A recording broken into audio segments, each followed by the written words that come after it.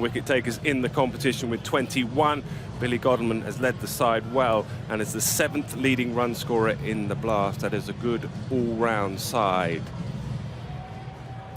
So we have another big crowd here. Michael Klinger, who's announced his retirement after this season, will be opening the innings. A place at finals day at stake then. First two commentators for you, Marcus Trescothick and Rob Key. Well, excellent crowd in here at Gloucestershire. It is 2-1 to the north at the moment. Two teams from the North Group. Who will it be? Will it be the southern team, Gloucestershire, or will it be Derbyshire for the very first time? Will they get to finals day?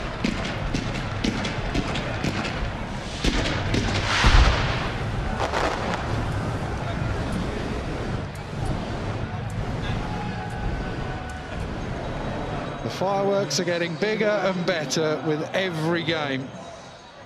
Warming us up here in the pod, Marcus Trescothick. Good afternoon, good evening, everybody.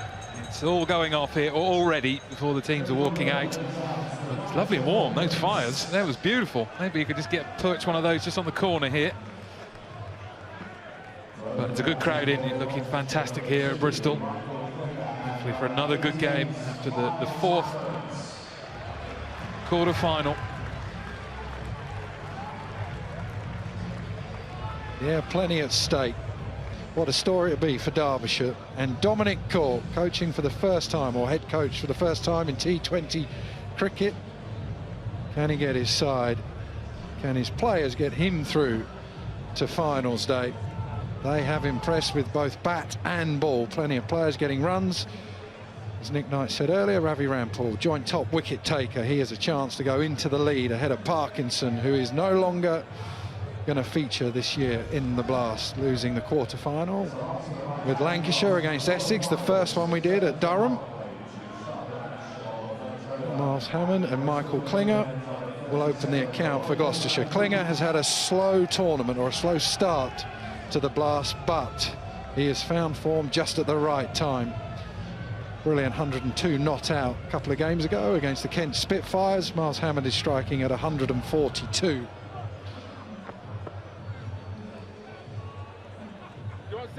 Slight delay is that the floodlights haven't quite come on. Yeah, we're gonna wait. There's also a massive smog just sort of sliding across the ground. Hopefully that'll blow away quickly. Miles Hammond, good young player, left-hander, top of the order. Kind of hoping they'll be switched on pretty quickly. We can get underway. Well, Billy Godman talking to umpire Mills. He's had a good Blast campaign. Two players in the Derbyshire side have got 400 runs. Billy Godman is one of those. Wayne Madsen, as he so often is, having an excellent year for Derbyshire. So much rests on those two. It's a good pitch here, actually. Don't be fooled by the fact there's a green tinge on it. Generally, when you come here to Bristol, if you see green grass on the surface, it means it's going to play a little bit quicker. It's just going to skip on. There he is, Dominic Cork. Be a proud man if he gets them through to the finals day. Keep saying if he gets them through, he's doing nothing really. It's all about the players. Yeah, you're right about the pitch. It is very much centre square, so I pretty much guess it's one of the international pitches. Nice covering of grass, you can see. I think it will play pretty good. Hopefully have a bit more carry than what we've seen in previous games. It looks a very nice pitch. Yeah, Derbyshire, unsurprisingly, won the toss and saying we'll have a bowl, hoping it's just going to skid on even more under lights. There he is, Michael Klinger, the captain. Man who looks to just bat through the innings and everyone else just plays around him. Quarterfinals have been dominated by the side chasing. Essex beating Lancashire. Notts chasing against Middlesex very easily at Trent Bridge, and then an unbelievable knock from Moeen Ali last night down at Hove. What an incredible knock that was. Watching that at home, that was absolutely brilliant. Good to see Mo back in a bit of form. He had a tough old summer after the World Cup. Watching him play like he did last night was very, very entertaining. They forgot to turn the lights on. I don't really know what exactly has happened, but there's no sign of it yet. Switching on.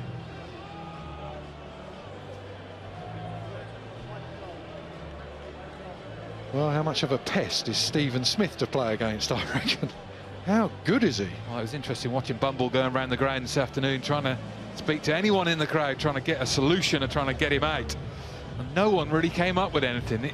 It looks inevitable every time he walks out the bat, doesn't it? I was saying yesterday, we reckoned that he'd got around 1,300 runs, not sure exactly, in 2 Ashes series. So in 8 games, he'd scored around 1,300 runs, something like that. Now put that into context of a county season.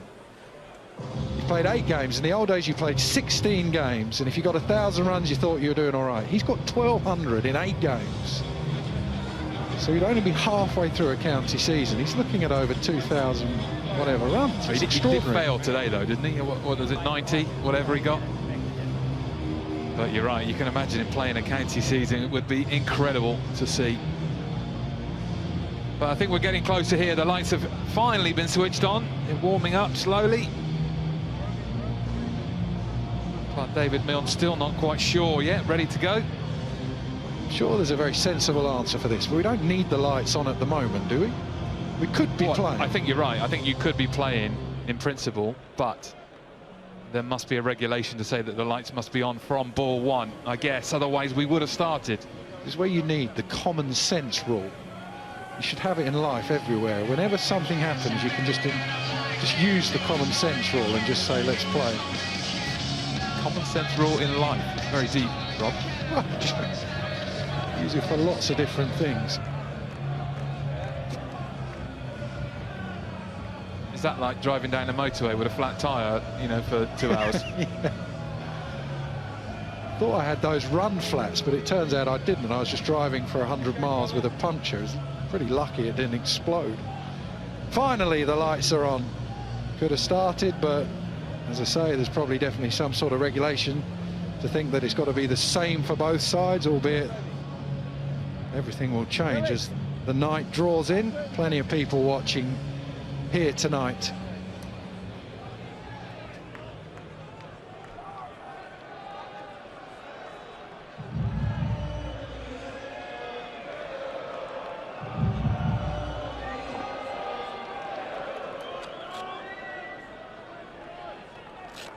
Well, looks like we're going to start with Logan Van Beek after a slight delay.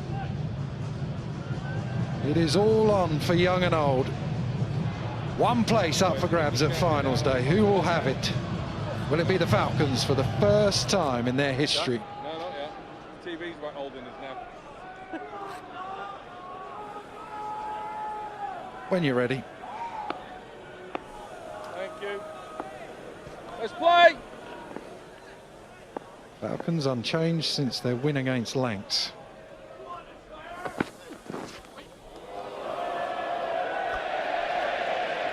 Had a long time to prepare for that ball. Yeah, probably a little bit too long, I would say.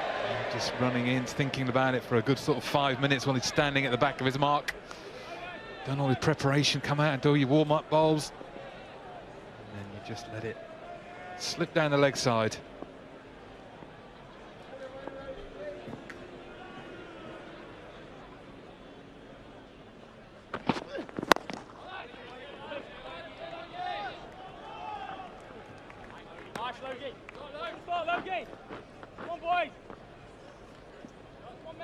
Well, welcome if you've been watching the test match and you just got onto the Vitality Blast, the last of the quarter-finals, Gloucestershire versus Derbyshire.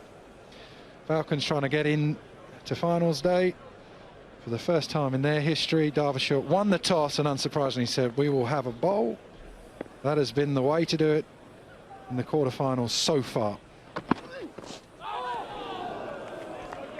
Big drive and a miss.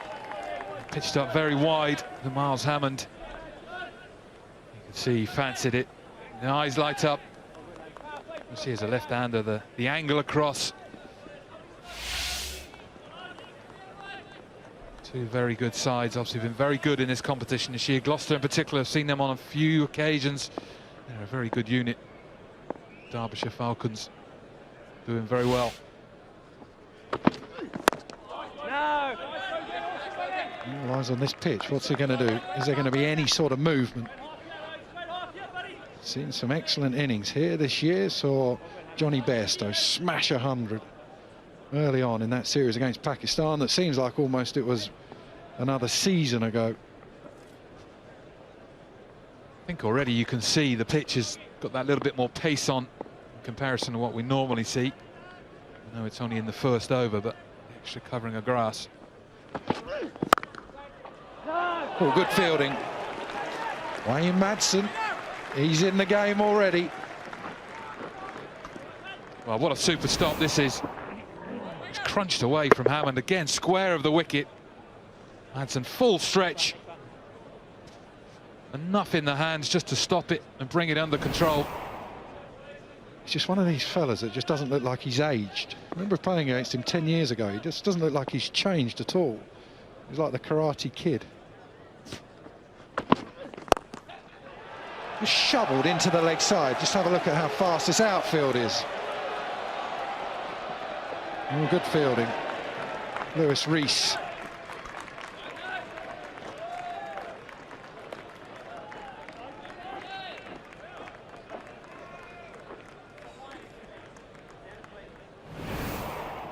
I think this is okay. Lewis Rees, good effort, good chase and dive, gets it away before hitting the rope this time. He'll be very pleased with that. Brings Michael Klinger on strike. One to go.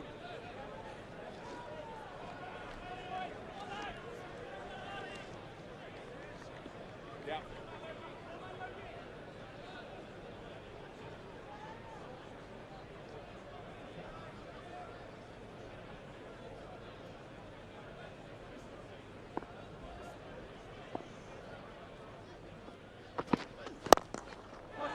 Leg stump half volley.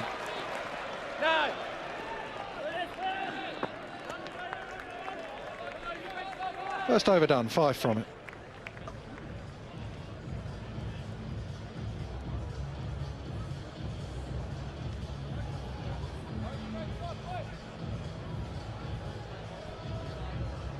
No decisions for the captain. All or nothing on this game. All the plans, everything that's gone before. Both these teams are in good form. Gloucestershire won 6 of their last 7 matches, Derbyshire 5 of their last 6. This man, Ravi Rampal. Ravi Rampal is the joint top wicket taker in the blast. Him and Parkinson, 21 wickets he has. Got a chance to improve on that and go into the lead.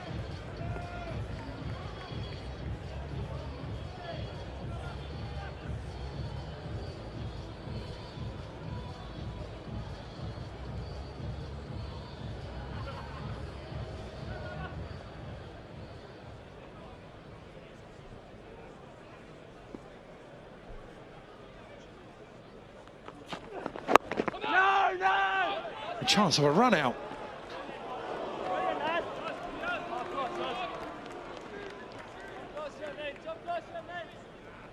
Looked a desperate dive from Hammond to get back in. The confusion between the two batsmen.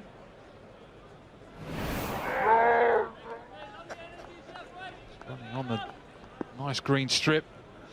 Sounds like Chewbacca when you hear the no through the...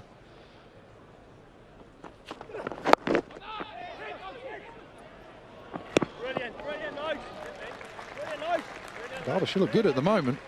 Very early days, look pretty lively in the field. Ravi Rampal as well. Used to bowl a lot quicker back when he was a lot younger. Now, though, he just looks like he's traded a little bit of speed for a bit of experience and just nous. He would have played a decent amount of white ball cricket around the world, first of all for West Indies. I remember playing against him in India in the Champions Trophy. What was that? When he was playing for Trinidad. Oh, no, that was not Champions League, surely. Yes, Somerset, you got through to the first round of it, or the first... Well bowled, the first round of it. The first time that Champions League came about. He's been a good performer for a number of years. He first came over here with Surrey and then moved on to Derbyshire, where he's really enjoying himself. Just go and look at that pitch. You can see the carry. You can see it bouncing through.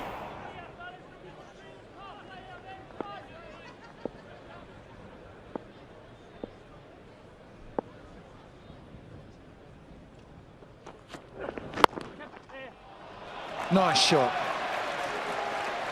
That is going to skip away across the surface. Very dry outfield, hard outfield as well. You're going to get real value for your shots.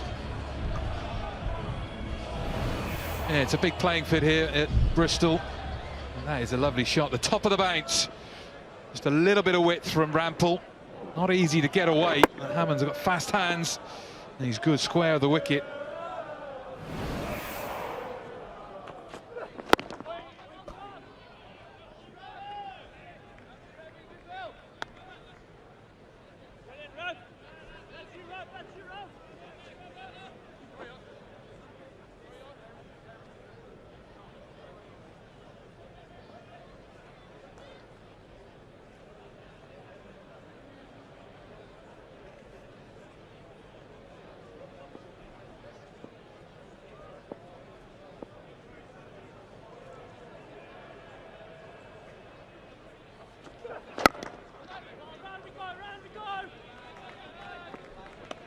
I just feel they're both having a look at each other at the moment. 2 overs done, 10 for none.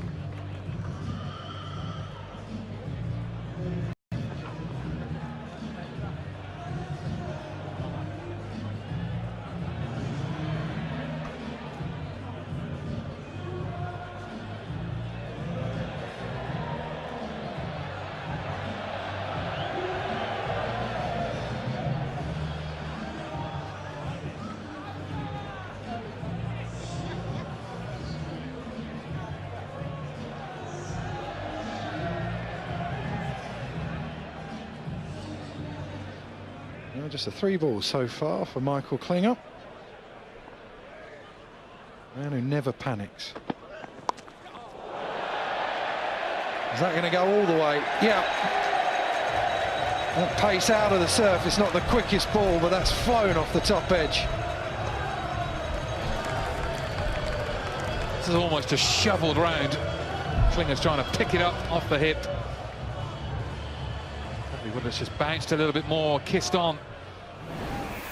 It is flown at the top edge all the way.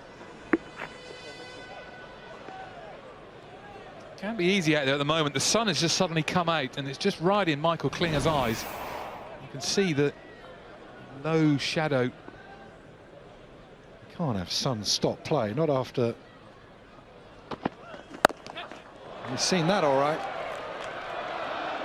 Got a lot of room out there square. Can use that short ball, generally very short, straight, especially hitting slightly downhill. If you're hitting straight, can use the width of the ground. Only one place we get sun stops play nowadays, isn't there? It's down at Canterbury, isn't it? Never in my career did I ever have that. What's changed? Just think people are a bit softer. Snowflake generation. And same again. It's effective, not where he wanted to hit it. Well, this is an excellent over for Gloucestershire. Well, you don't see this very often. 2 of the same shots in the same over with the same result. So different.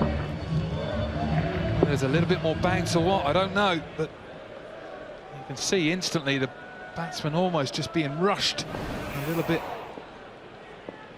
See how far that's going. It's just flying off the edge. Oh, Madsen again. You've got to hit it very well to get it past him.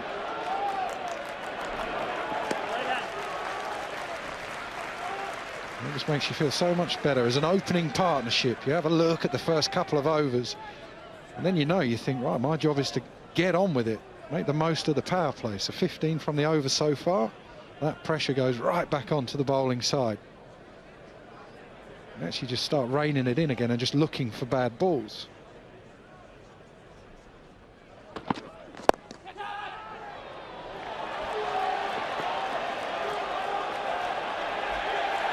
The partisan crowd here in Bristol.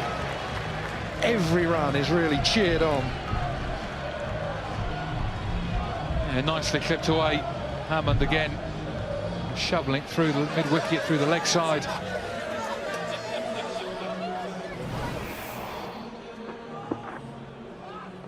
Just see, just picked up quite early in the air for a good period of time. Hit well enough to go for 4.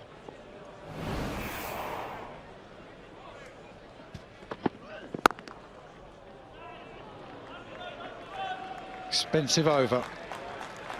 Gloucestershire on the charge, 29 for none.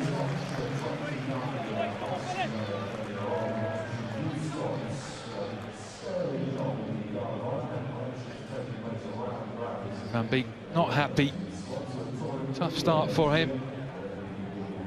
Gloucestershire will be very pleased with where they are. 29 from their 3 overs. Building very nicely.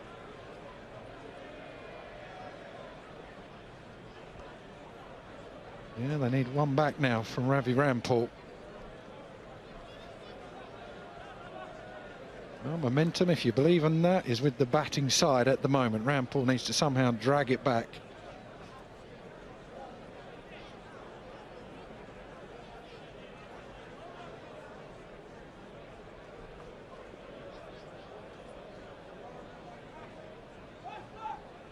Oh, looks like we've got a change of bowler. Well, best laid plans all of a sudden. Billy Godderman just changing it up. Finn Hudson-Prentice.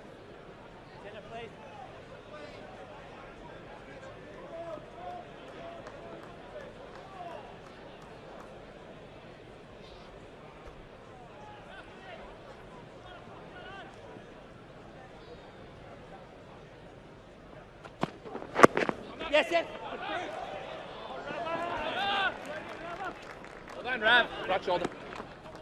What do you think? We've seen a bit of pace off worked at Trent Bridge. We saw Nottingham bowl and Notts bowl spin in the power play. That seemed to work. Middlesex bowl pretty much just seam up all the way through. Didn't work quite as well. What do you think this surface is going to require? I think it looks a pretty good surface with a little bit of kiss and a bit of carry on it at the moment. Just challenge the Derbyshire bowlers to get the top of off stump or straight as they can, maybe middle stump. It's banged away. I think it's going to be 4. Oh, it's a good bit of work. Van Beek's had a tough start with the ball, but that's a great bit of work on the boundary. And give yourself a couple back. Van Beek, that is excellent work.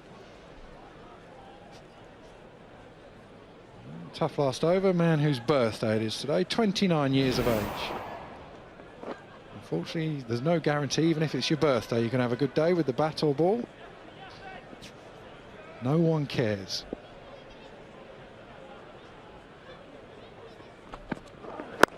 Waiting, waiting. Very good. First sign of a change-up delivery. Real drop down in pace to 68 miles an hour, off cutter.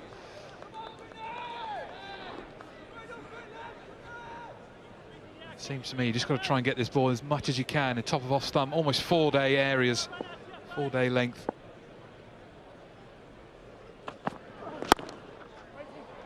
And he gets away with that. You don't want to give any sort of width, but try and find something. I always think the best variation is seam movement. And you're only going to get that in the first couple of overs. All right, we're past that now, but if you're going to get anything out of it, you've got to challenge that middle and off stump around there. It's the consistency, isn't it? When you with the new ball, you've got to be banging a great area and expect the batsman then to say, okay, if I'm going to score off you, I've got to take a risk. I've got to pull you off your length or run at you and try and hit you over extra cover or mid-off, straight down the wicket. But if you're consistently hitting that good area, it makes it very tough as an opening batsman. Oh, caught behind. Well, keeper's just done the throw up as if it's a regulation dismissal. Steve O'Shaughnessy is unmoved. Well, all of Derbyshire have gone up here, the whole team. Obviously heard a decent noise. It's a good delivery, good areas, exactly what we're talking about. Hammond trying to pull it off the length. You can just see clipping the back pocket of Hammond. Good decision, Steve O'Shaughnessy.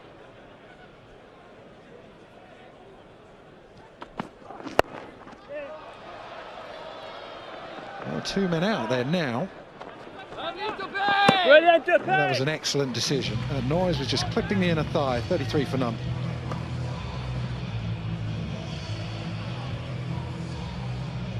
Have you recovered from the demolition of Somerset by Middlesex? Just about, Bob, yeah, just about. It took me a good period of time. What did you say? He said it's all gone down the plug hole. Yeah, it's went drastically wrong, didn't it, very quickly. You know, it was we were threatening for a long period of time where we were going to qualify, and the whole season's gone pretty nicely for the club, but finished drastically, really. It's hybrid pitches. I mean, I think it's the 5th or 6th time it had been played on. Didn't look like it had a game of cricket on it, and every time it just got better and better. Ravi Rampal, change of ends. So, problem is Taunton's always a good pitch, or generally always a good pitch, but that is going to be the way forward. Those hybrid pitches, you can always play in the middle and just keep reusing the same pitch. I think you'll see more and more as years go by. A lot more counties are experimenting. I think Stephen Finn talked about it before the game when they played at Taunton, that they had them at Lords, but not potentially played any games on so far.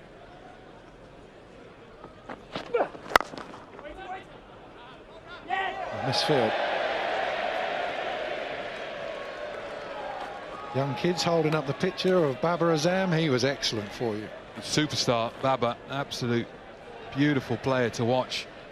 You need to throw it in the nets, and just to see him close up, yeah, absolutely wonderful player. You'll see a lot more of him at the top of the rankings currently. T20 cricket. Quiet lad, lively lad. What was he? Yeah, very quiet. Went about his business, trained hard, worked hard.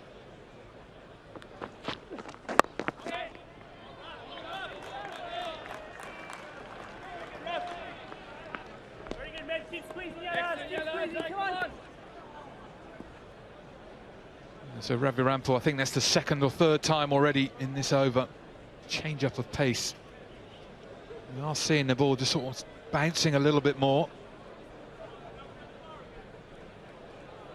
Something it's normal, it's quite normal to see that style of play from bowling teams.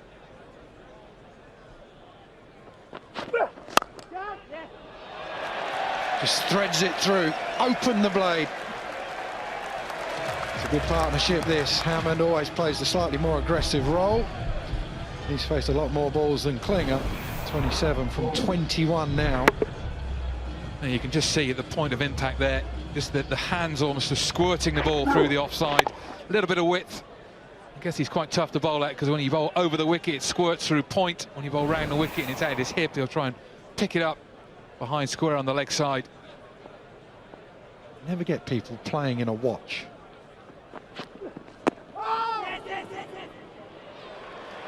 Very good running. That's not your thing, that, is it? Playing in watches, or... He used to wear a pair of sunglasses, didn't you? I remember he wouldn't shy of those. When I was younger, I had like a gold bangle and earring. And just thought, I saw videos of myself or whatever, and just thought it looked pathetic. Well, you happy with your snooze you're wearing tonight? How does that go down? I think snoods are one of the great inventions, one of the wonders of the world, along with Sky Plus and the iPhone. And other phones. 5 overs done, 40 for none.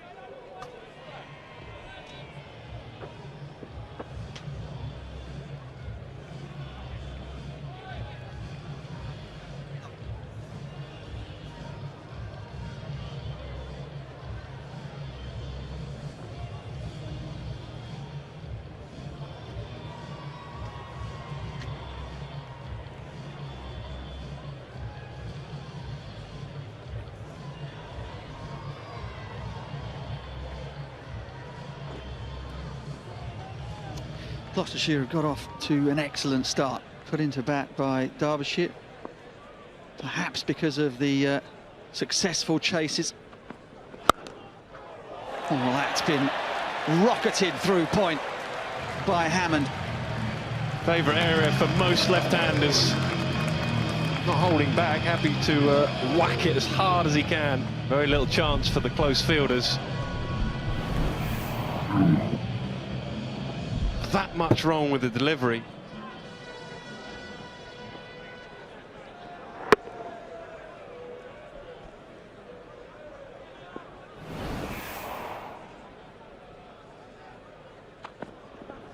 Waiting. Yeah, 3 successful chases in the previous 3 quarter-finals. Derbyshire and their think tank captain and coach Dominic Cork out in the middle, mulling over what to do should they win it. They decided to go with chasing. Not entirely sure that they were 100% that was what they should have done. Gone! The breakthrough.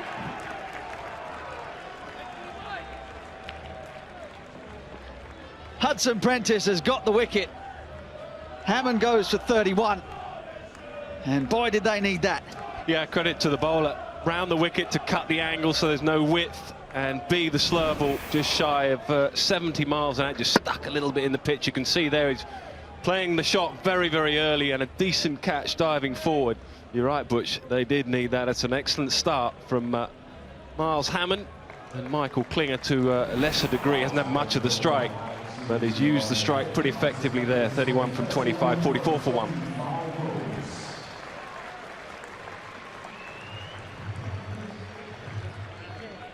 He's got them off to some real flyers in the power play. Here's Miles Hammond. Michael Klinger is a little bit more circumspect in the early exchanges, and he's happy to bat all the way through the 20 overs if needs be. But, James Bracey joins him in the middle.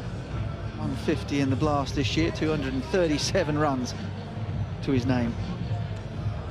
Looking forward to watching him bat, actually. I've heard some good things about him. They say he's a good young player. He's just 22 years of age. Wicketkeeper as well.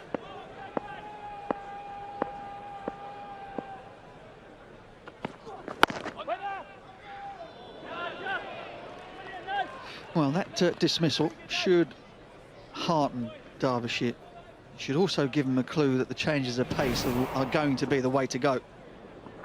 End of the fingers, just turn the wrist on the ball. Deceived Hammond. Extra cover was right back on the edge, but Hughes was awake to the opportunity.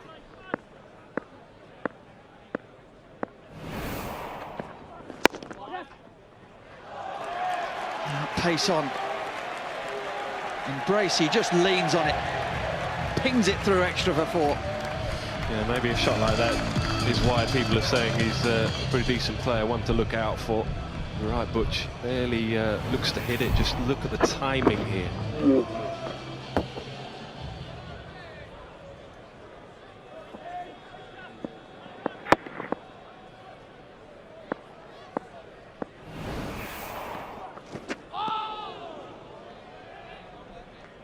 A wicket and 8 runs from the final over the power play. 48 for 1. So on the pitch, it's got quite a lot of grass on it, but perhaps the grass is just encouraging the ball to come onto the bat. This is a pretty good power play, 48 for 1. They've had moments of luck, and that in the same over a couple of times and going for 6 over the keeper's head. But outfield is pretty good as well, and so you're getting full value for your shots. Miles Hammond did a pretty good job up until that point. Didn't quite kick it out of the hand. Deceived there by Hudson Prentice. Bracey has announced himself on this innings with a cover drive. Another couple of fielders can position themselves on the boundary. Alex Hughes comes in for his first.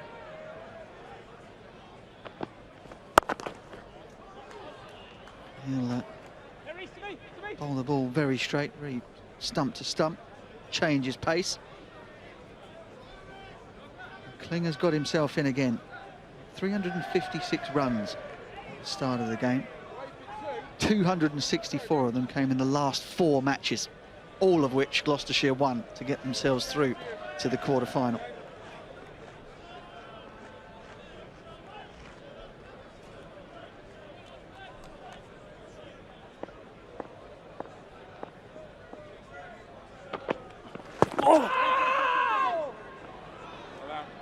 Slow ball, knuckleball perhaps, just stayed down. That's the way to go for Derbyshire bowlers as the 50 comes up. Your point on Klinger, if you look at the 3 previous quarter-finals, headline acts and experienced players who you'd probably as a captain say, I need a big game from you. Moeen Ali last night, captaining the side, Alex Hales, Ball down. Ravi Bopara, Ryan Tenduskarta, players that before a game would start, those that know the team would say, yeah, if you get a big game out of you, we've got half a chance. And so you'd say the same about Klinger, and he'll feel that as a player. All his experience, all he's achieved in the game, he'll know tonight he needs a big night. Sort of brings you alive, doesn't it? Brings you back from the dead as an old head. Good change of pace again from Hughes. Excellent work behind the stumps too from Darren Smith. Klinger said after he made the century at Canterbury, didn't realise he could still play like that. Yeah, that's right. Balls.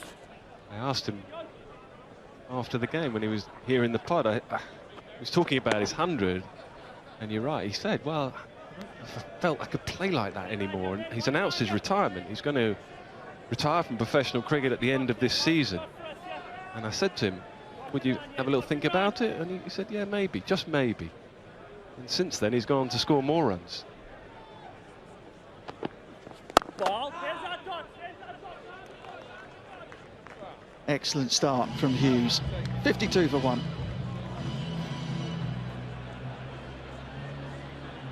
Saw this last night in the power play for Sussex. Luke Wright and Phil Salt got them off to a flyer with the brand new ball. In fact, got them off to a flyer through to the 12th over before wickets started to tumble. Ready to go, yeah, lads. Ready to go, yeah. Current rate at 150. You'd think that's not enough. We'll be aiming somewhere near the 180 mark on this surface, I think. Yeah, creature. Come on, buddy. Matt Critchley, Good time, yeah. Good time, yeah. leg break bowler, has had a really good time of it for Derbyshire with 15 wickets at just over 7s. Whoa. My memory serves me correct. I think he's about the only bowler this summer that's got Steve Smith out relatively cheaply. I think something like 22 or 23.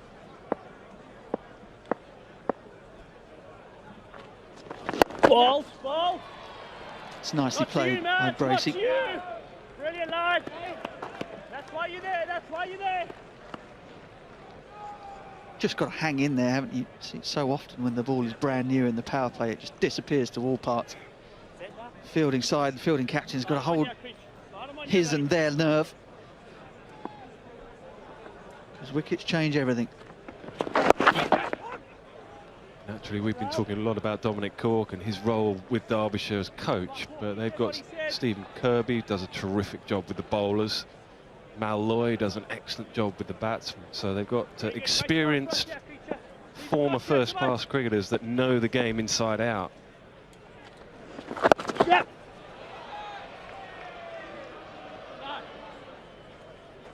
And one thing that you know about Corky, having played against him, shared dressing rooms with him and shared the pod with him, is that he never gives up, never thinks that the game is done.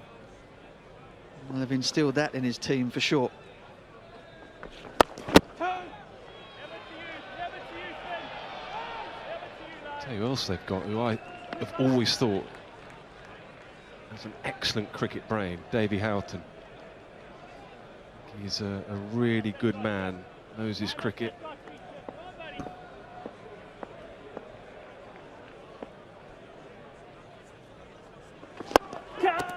Down the ground, probably be only one. Well, that's another good over. Consecutive miserly overs for Derbyshire. 57 for 1.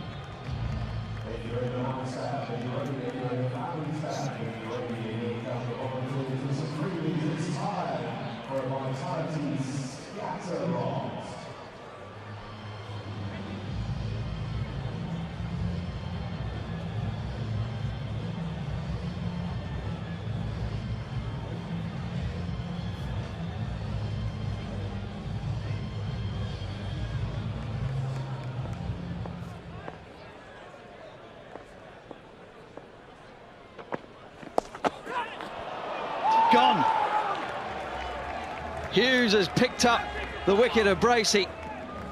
And that good little spell for Derbyshire has translated itself into a couple of poles. Well, with third man up, not an easy shot to play. In the end, he just ticks out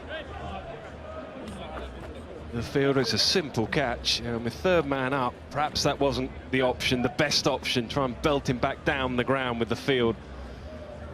Yeah, not the connection he was hoping for.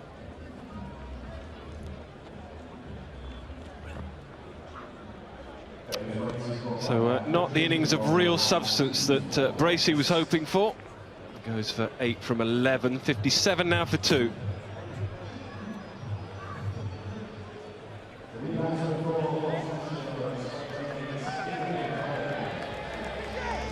Well, it's not an emergency yet.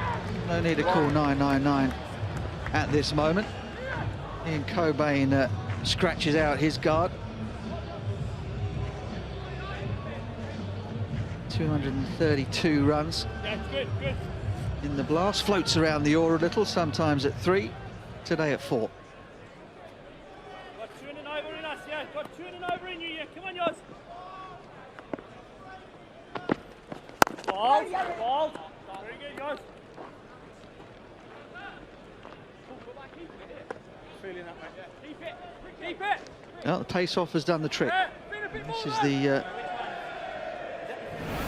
course of action that Derbyshire were hoping for in bowling first tonight. Pace-off makes that shot so difficult, because as a batsman, you've got to make all the running, you've got to make the pace, and you haven't got it there to work with. Oh, hang on. As Klinger managed to get back, they're not wildly excited out there. Smith shrugs his shoulders. Godalman's in quickly. But, Michael Klinger just took a little while to slam the anchors on, and the turns aren't quite as sharp as they used to be. Oh, he's got him. He's got him. I reckon he's about 6 inches short, and that is absolutely huge for Derbyshire. Yeah, pressure was building on Michael Klinger. In the end, there was never one there, a mix-up. And as you say, just a few inches short. Desperate disappointment for Gloucestershire. Desperate disappointment for Klinger. 15 from 14, 58 for 3.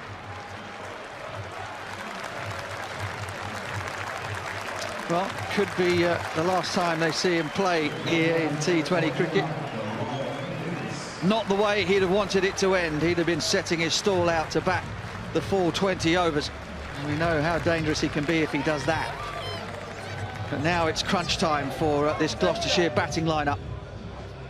The main man has gone. Well, our 2 new ins here, fellas.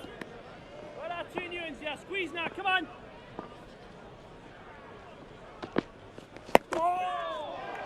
And Hughes is just frazzling the minds of Gloucestershire batters at the moment.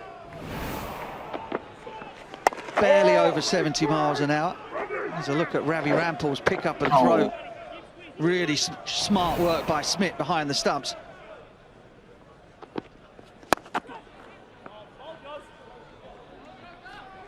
He's looking back at that replay, whether he realised third man was up. There's never going to be one.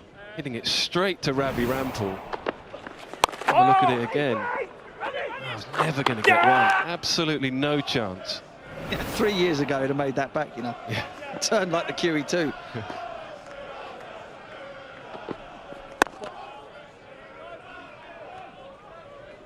Well, the run rate has hit a brick wall. And Derbyshire have their, well, they have their fingernails in this game. 60 for 3.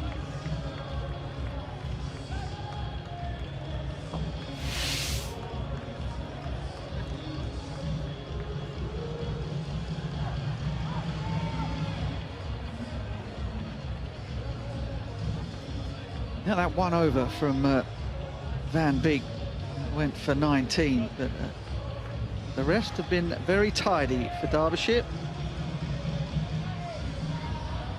2 wickets in the 9th.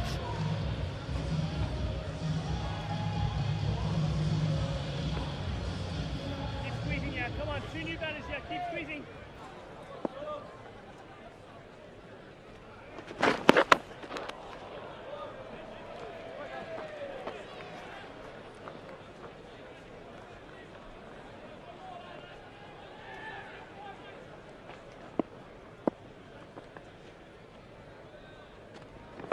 Ball.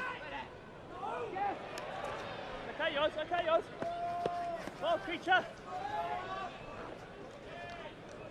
Very good, Critchy. Same field, lad. Great time for the leggy to be on as well. He just lost a few wickets, a little bit hesitant now, rebuilding the partnership. And again, he got no pace to work with and he's bowled well, so pressure on. Ball. Brilliant, brilliant. You know what it's like when you're out there and you just lost a few wickets. One thing you want is just a little bit of pace for deflections. They can nudge them here and nudge them there, and the partnership can get back up and running. At the moment, they've got to make all the running here. Ball, there it is. It's beautifully played by Higgins. Timed it beautifully.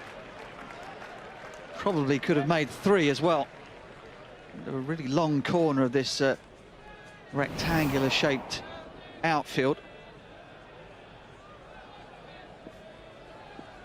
Can't believe they only made 2 there. Ball. Very good, creature. Quickest 35-year-old in the game. Wayne Madsen, got to be, hasn't he? Very good, Critch. Big 2, yeah. Squeeze us 1, yeah. Like you when you were about 18. I was going to say, you were still all right, 35, before the knees went. Ball. Ball.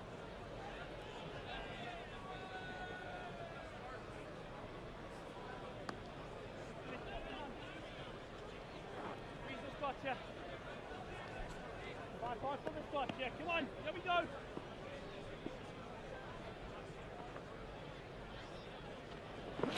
Ball. Down. Good, Finn. Good That's night. another excellent over from Critchley. Another really good over for Derby. 67 for 3 at the halfway point.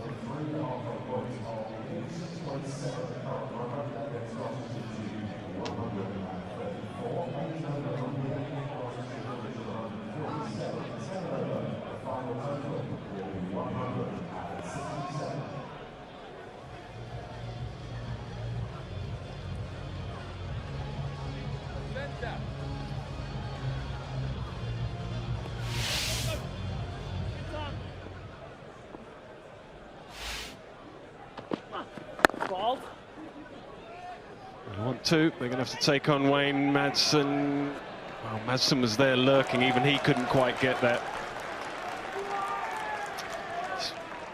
Evening, Trez. How are we, Nick? What are we thinking of this pitch? I'm just watching it with Keezy. Got a little bit of a view on it. What do you think? Good, isn't it? Looks all right. Just seeing more and more. Coming on with the new ball. Yeah, I think we're just seeing more and more balls, though, just sort of stopping a little bit. Lovely bit of drift from the leg spinner. You know, maybe it will get better. Maybe it will slide on that little bit more, but maybe the ball's just getting a little bit older. But what are they, 70 from halfway stage? Oh! See from the pictures, there's a lot of grass on the pitch. It's just what's underneath. It's quite dry, I think, underneath. They maybe left the grass on just to help with a little bit of carry. There's that dot, there's that dot! Looks lime green almost at that stage, doesn't it? Ball, ball! 2 dots, yeah, 2 dots, yeah, fellas. Derby have been impressive so far. Actually, a couple of key wickets. Bonus dot, yeah, bonus Massive one dot, of yeah. Michael Klinger. Yes! Squeeze us 1 more, yeah. Squeeze us 1 39, more, he's come on. not turning as well as as he used to. Great shame. Such a brilliant player for a long time. Ball, ball. This will test Madsen. No! I know that feeling. 39, mind you, I'd love to have you go 39 again and have another crack at it, but there you go. I'm sure he's moving better than I ever was. Take 1 and go, yeah. Ball.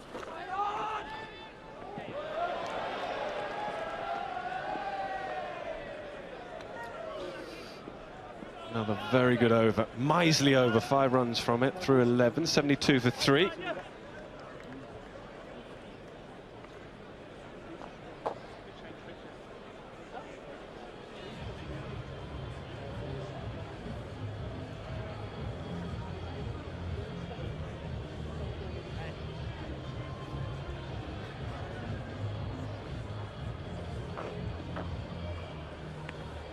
Well, I think they'd be looking for at least 10 and over here, get them up to 160. Yeah, Critchy. Squeeze your man. What? Simple, very simple, just trying to work it to leg. And Critchley picks up his first wicket. He's had a very, very good tournament. Well, we were talking about the drift just a moment ago. You can see the angle of the seam just sticking into the pitch just slightly. And he's popped it straight back, and Critchley making no mistake. Another big wicket. Falcons are on the charge. Higgins has gone for 9, Gloucester 72 for 4.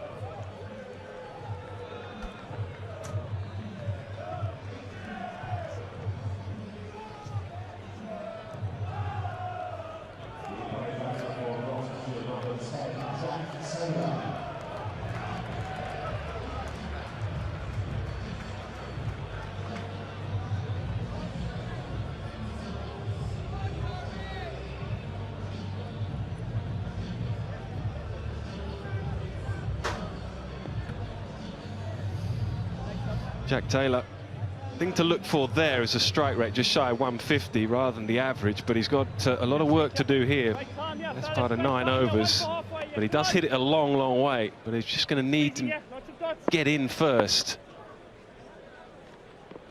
Oh, That's a beauty. The old in-swinging, drifting Yorker. Another look at the wicket, you can see just trying to turn it leg side. 2 dots on a wicket here, come on. Managing straight back to the bowler.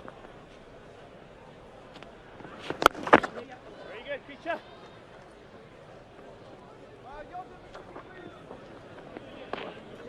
Yeah, different position for Taylor to come in. Normally he's coming in the last sort of 3-5 overs. A very good ball striker, but obviously with 9 overs to go and need a partnership, Cobain and Taylor together. Get Gloucestershire back on road.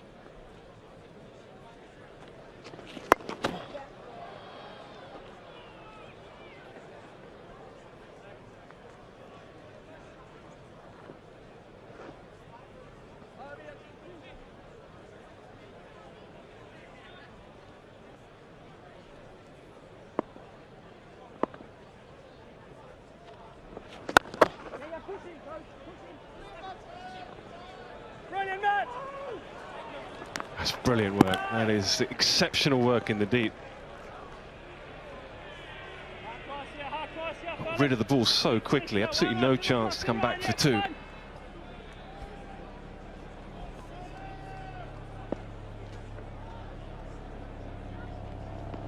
Ball.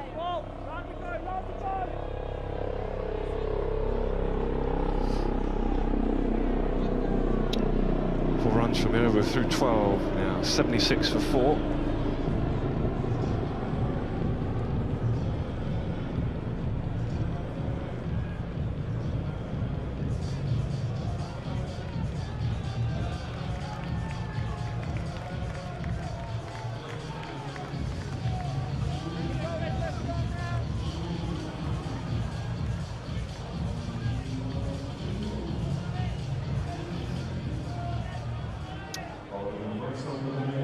Reese with a new look.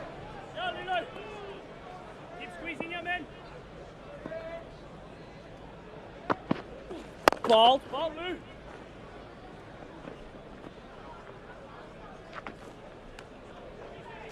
Raising money for the Professional Cricketers Trust, Lewis Reese.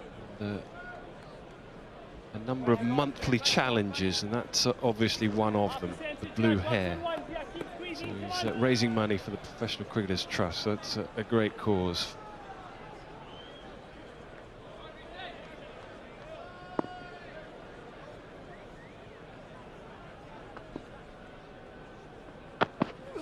Ball, Lou. Yeah, he's done a few things with charity before, Lewis Rees, obviously with big involvement with the Trust, Professional Cricketers Trust. Also with bits and pieces with Mind. And it's a brave effort. It's a wonderful colour.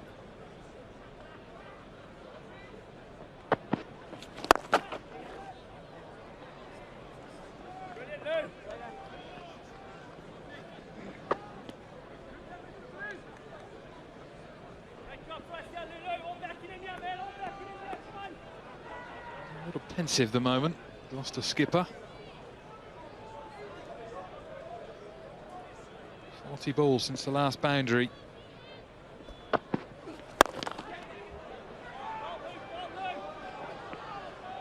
Surely that must be telling you something about the pitch, Nick, wouldn't it? You're adamant, aren't you? I'm just not sure about it at the moment. Not sure it's quite as good as we first thought. Yeah, I don't think any of us thought it was a 200 pitch.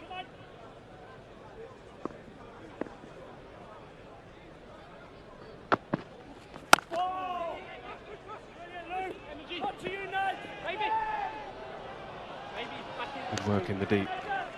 Derbyshire very quickly worked out that there's nothing really in it for pace. Take the pace off the ball on this surface. They've reacted very, very well. They'll have all their plans and they'll have ideas of who they want to bowl when. They very quickly worked out there wasn't much in it after that Van Beek over. Ball.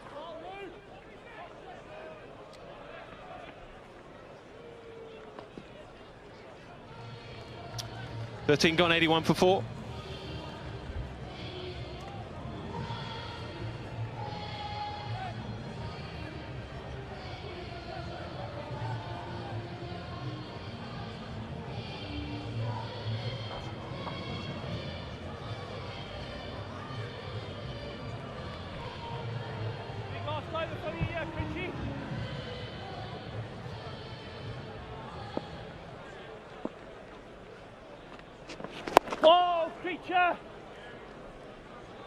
Well, something's going to give very soon, isn't it? No boundaries since the start of, or since the end of the first power play. Think they might have a look at your last over here, lad. Just another one for you, Nick. Come on then. That was it. No boundaries. All right. I thought you got another one. That's gone up a long, long way. What a catch. What a brilliant, brilliant catch from Critchley. He wasn't interested in anyone else. He was saying, I will take it, and it's exactly what he does. Well, this is outstanding bit of work. See, Taylor's gone big, trying to escalate the scoring rate. Would have taken a hell of a amount of catching under dark skies. It's a brilliant bit of work.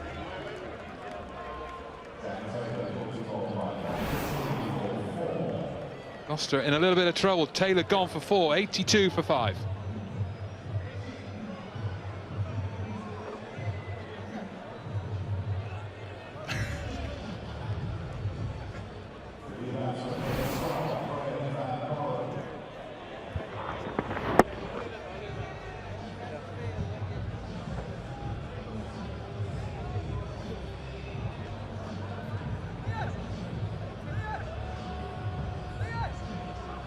No.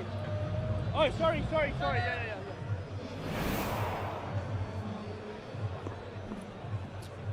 Oh, excellent bowling and great work.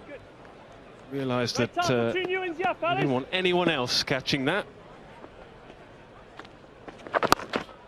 Dragged down this time, but gets away with it.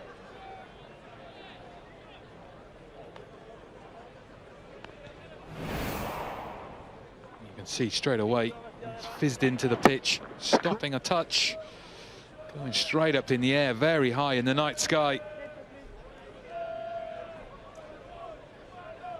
It's well taken.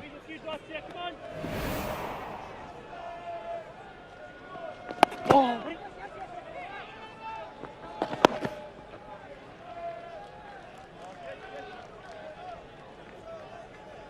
Very good, Peter.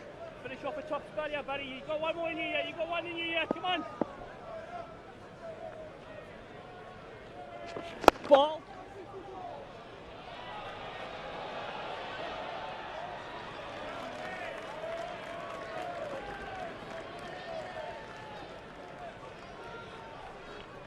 Yeah, it's more good work on the boundary. You push the button. You're thinking here, you're losing wickets around you. What do you try now? Do you stick in for a couple of overs? Stick in for a little longer, Trez, definitely. If you can. Steve O'Shaughnessy saying, no, not interested in that.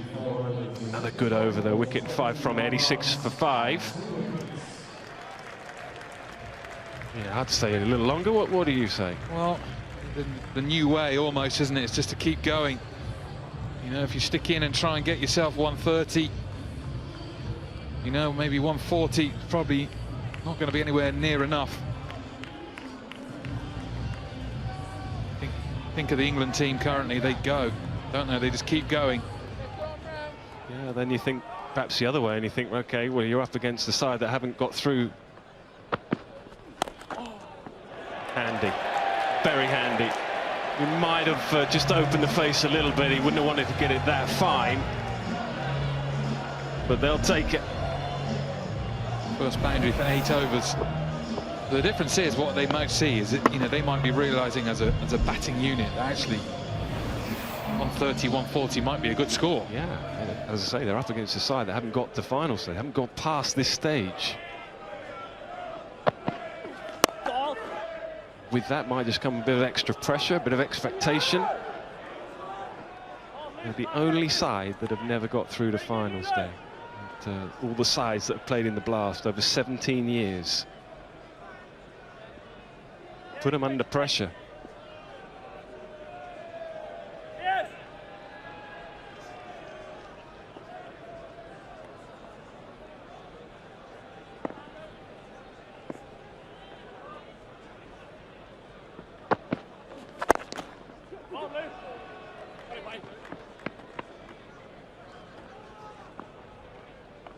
Up until last season, there was one other side that never been to finals day. Tell me who that is. I've cheated. I heard it in my ear. The Rapids. They haven't looked back since performance from Mo and Ali last night. And they had a bit of luck, dropped by Carey early on. Some ball striking of the highest quality. Oh, the last 2 games, isn't it? Alex Hale's partnership at Trent Bridge and Mo and Ali last night. Wonderful. Wonderful striking. And they've got some championship cricket coming up now, haven't they? So they've got best, well, it's 2 weeks today, finals day. Birmingham. Heaved away leg side, it's a big boundary, but it will go. They desperately needed that. Can they get their way? Can they claw their way to 130, 140? If they can, they may feel on this surface they have enough. Well, they're going to need a few more of these. This is clipped away nicely off the hip, just dropping over the edge of the boundary.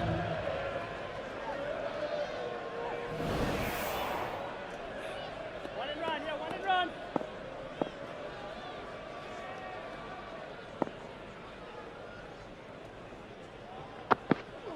Ball, Lou. Cloth this time. Just the one, but a much better over, a much needed over for the home side. 14 from it, 100 up, 100 for 5, 5 to go.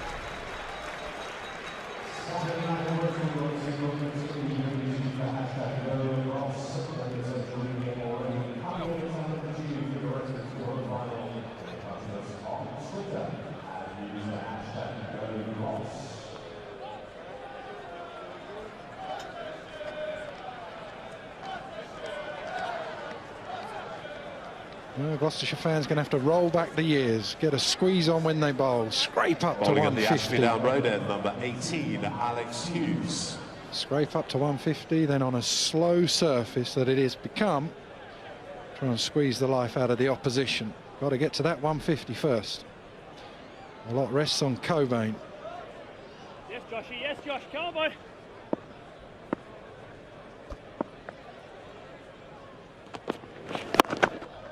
Smashed back straight. Smashed back really hard as well.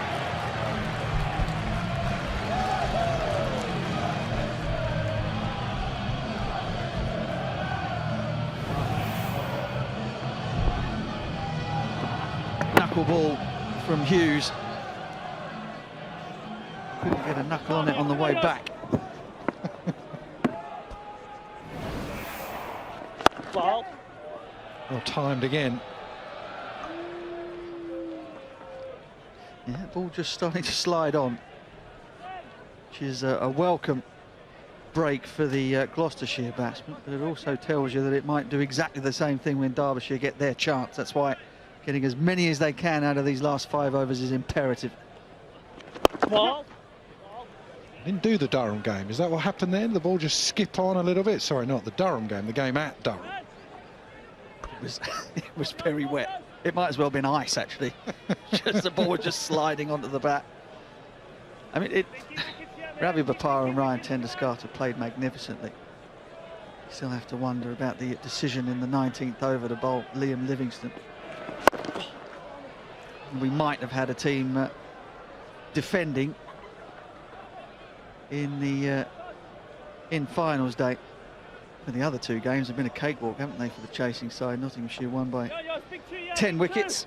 Moeen Ali put on an absolute show down at Hove last night to propel the Worcestershire Rapids into their 2nd successive finals day. Ball. Brilliant, yours. Well, Richard just in my ear just said since 2017, 9 of the 11 quarter-finals have been won by the side chasing. Generally it's played later on in the summer, as we are now. Normally you think runs on the board adds pressure. Not been the case so far this year. That is certainly what's happened. Ball. Ball. Nearly got that out. Good, yours. Top set, yours. So at Trent Bridge it's skipped on. Same at Hove. What will it do here? 16 gone, 108 for 5. Yeah, one thing's for sure, when Billy Godderman and Nick Cork and co were out there in the middle before the toss, they were umming and ahhing about what to do, because what they saw with the surface would normally have led them to have won the toss and batted first. But knowing about the change in atmospheric conditions out here and dew, etc., they were compelled to make the decision to chase. And at the moment, it's looking like a good one.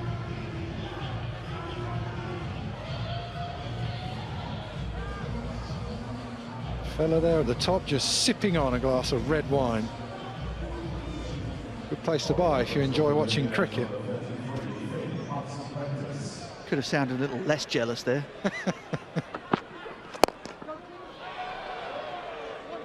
An interesting shot.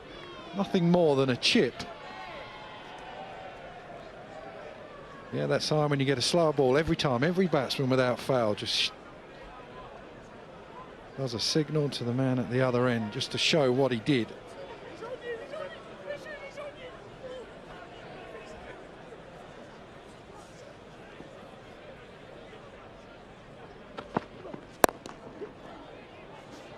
Yeah, we're calling that the signing for the cheque. That's right.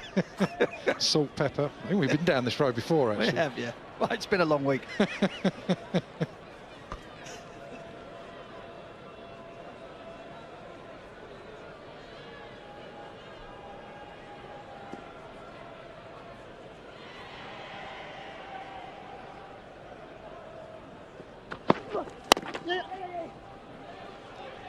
Constant change of pace from 70 miles per hour up to 80. So you just can't line the bowler up as a batsman, especially when they're looking to play big shots.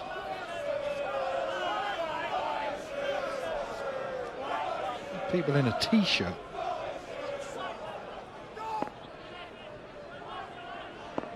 There was a time when you could pull off that hat. Good Yorker.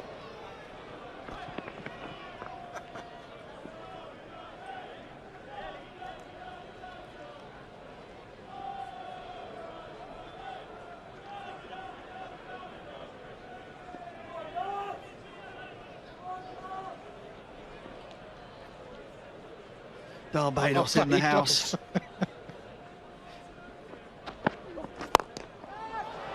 Has he got enough? Doesn't look like it. Madsen, he is not going to drop that.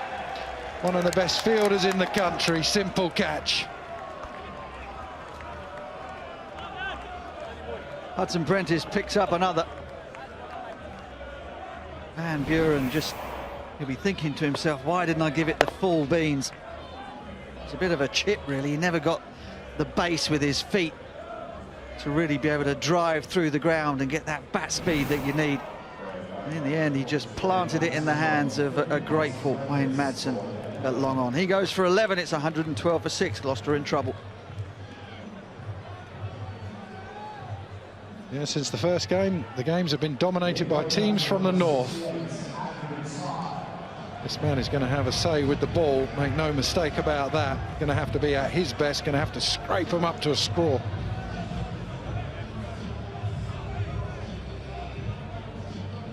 No Benny Howe. He's been a loss for much of the blast. And a perfect surface for him, you'd feel.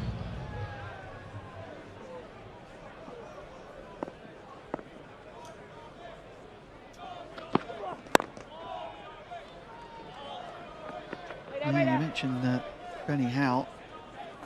10 wickets in the 7 games that he played before bursting that hamstring. More of that in a minute. 113 for 6.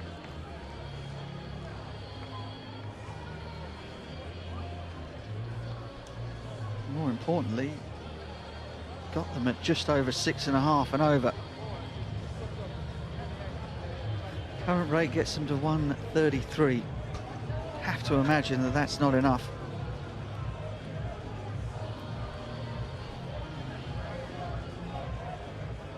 Been a patchy old night for the home team. Go back to the beginning of play. We were 5 minutes delayed because the Matty had one job to play. One job. Turn the lights on.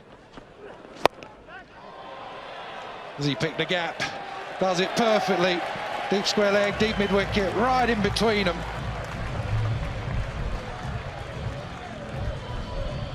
Well, while Cobain's there is hope. 3 big overs required. Abby Rampal with the pace off. Cobain just got enough bat on it. Driving those hips into the ball. Get it through for only the 8th 4 of the innings.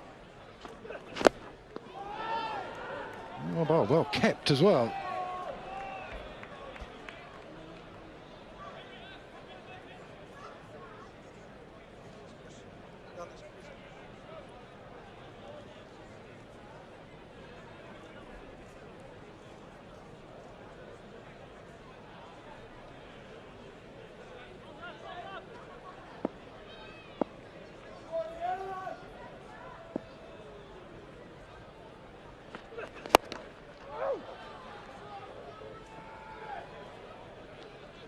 Quiz question from Richard, our stats man. Derbyshire are the last team, or could be the last team, to reach finals day if they get there. Who was the last county, not including Durham because they joined in 1992, to reach a Lord's final? So that's obviously in the 50 overs or 60 overs as the NatWest would have been. So who was the last team to reach a Lord's final? I suppose give your answers on Sky Cricket's Twitter page. Any of you that have got Twitter? Little bit of in swing, just a bit of shape.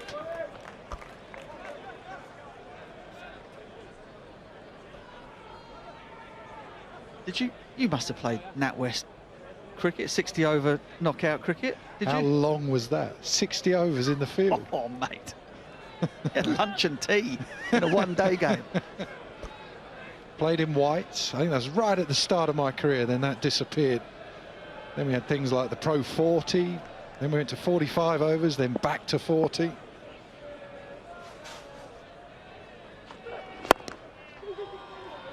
think we had a little spell at 55 as well. Never been able to make our minds up about what the best format is in county cricket. One thing's for sure, people have voted with their feet this summer. Come out and support the blast. The crowds everywhere have been very, very good indeed.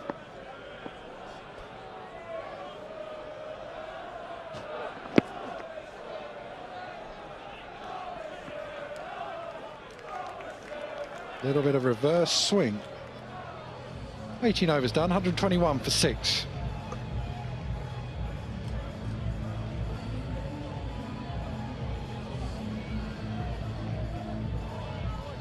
No, his innings is closing with a bit of a whimper for Gloucestershire. Cobain, top scorer, is still there with 37 from 29. Big moment, he felt, was the run out of Michael Klinger. Hughes came in and took the wicket of Bracey, then Klinger was run out in the same over. The home team hit a brick wall from that moment.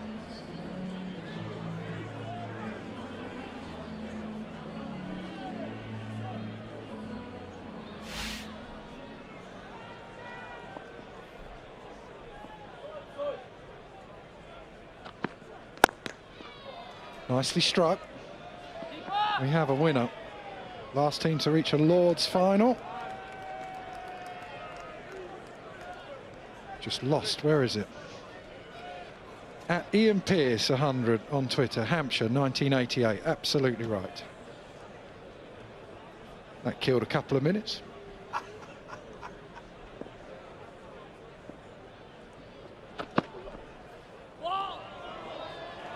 Watch that with disdain go past him. It was a really good ball, actually, because it was just tempting him for the wide. Absolutely right, Milnes.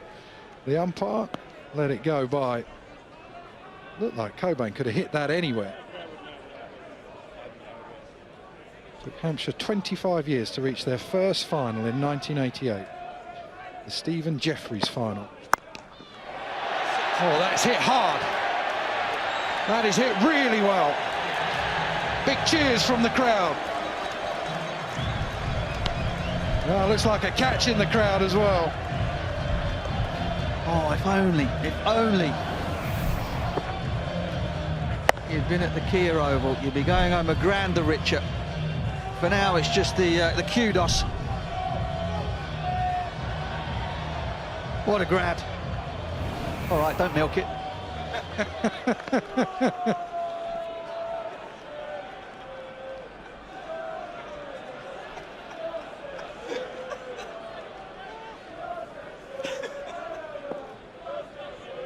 Cobain keeps going. That projected score 138. He'll just get past that.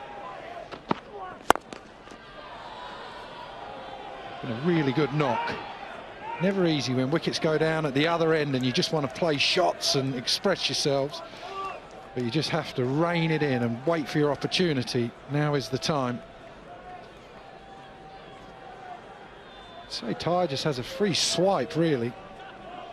He can hit a decent ball. We saw him play well at Cardiff earlier on in the blast. AJ Ty. Time for him to go as well.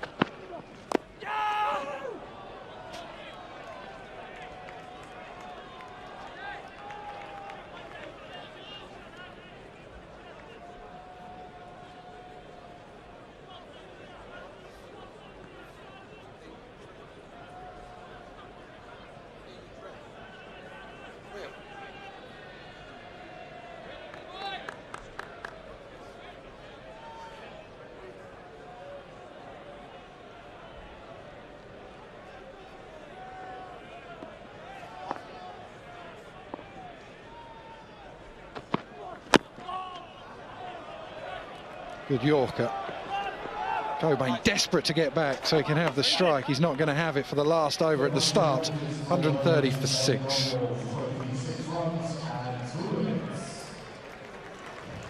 Hudson Prentice has had a good night. 2 for 26 for a young lad from Haywards Heath. Ravi Rampal has ball in hand to close things out. Yet to take a wicket that would put him out in front as the highest wicket taken in the blast this year.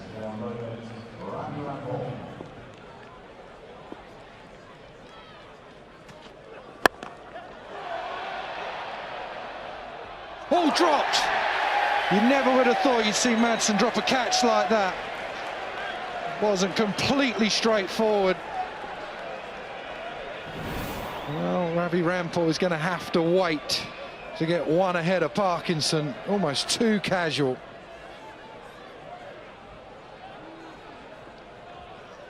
Can't believe he's dropped that.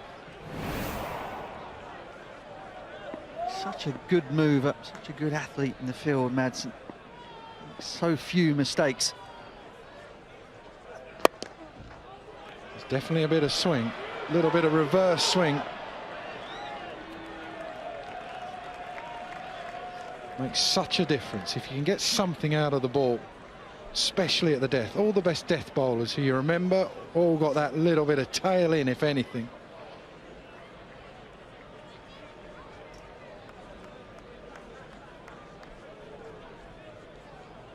So with that little bit of reverse swing, you wouldn't be any dew out there wetting one side of the ball.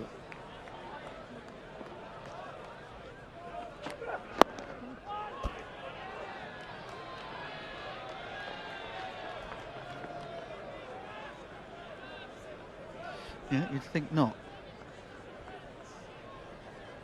One thing's for sure, once we got out of the power play, once the lacquer came off the Kookaburra ball, it's been a different game.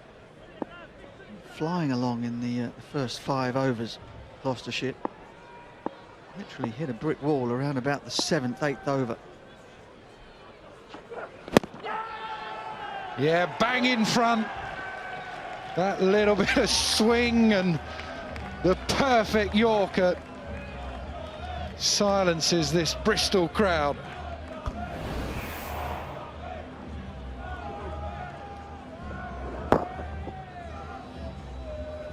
Oh, that's not going anywhere. Get the guns out, Ravi. You are the leading wicket taker in the Blast 2019. Andrew Tye goes for 6 from 8. It's 134 for 7.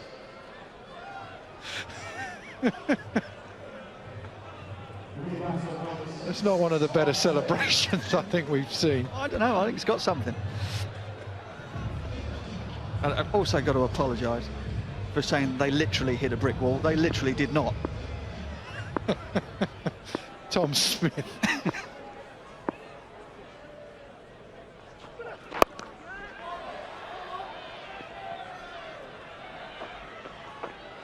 What do you think? You think we're seeing a surface that 160's par, or is it one of those that they've just really come on start by some brilliant bowling from the Derbyshire medium pacers and then a bit more from Ravi Rampal? The spin was excellent, Critchley bowled beautifully.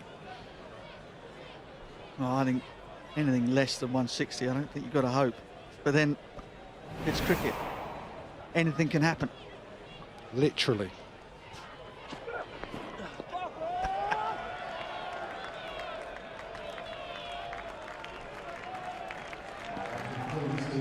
Ravi Rampal has been extraordinary at the death. Throughout the Blast, he's had a brilliant campaign. He will hope he has done enough with the ball once again. Done enough to get the Falcons in to finals day, or at finals day, for the very first time. They have a bit to do with the bat. But after winning the toss and saying, Gloucestershire, you can have a bat, they will be made up with that score of 135 for 7. Gloucestershire have it all to do. Klinger's going to have to be at his best as a captain. They're going to have to be at their best with the ball. Cobain finishes at 45 from 34. Is an excellent knock from him. But Derbyshire have turned the screw on Gloucester. 31 for Hammond at the top of the order. Klinger, the run out was critical for their hopes. Cobain at number 4 made 45, and there was precious little from anybody else. Excellent time of it with the ball. Ravi Rampal yet again. Now he goes one ahead of Parkinson. 5.75. Look at that economy. Look at Hughes as well. 4 overs, 1 for 19. Ryan Higgins will be looking to do the same. When Gloucestershire bowl, that sort of Benny Howe roll. Critchley as well. 4 overs, 2 for 21. It was all about the pace off and a little bit of skill from Ravi Rampal.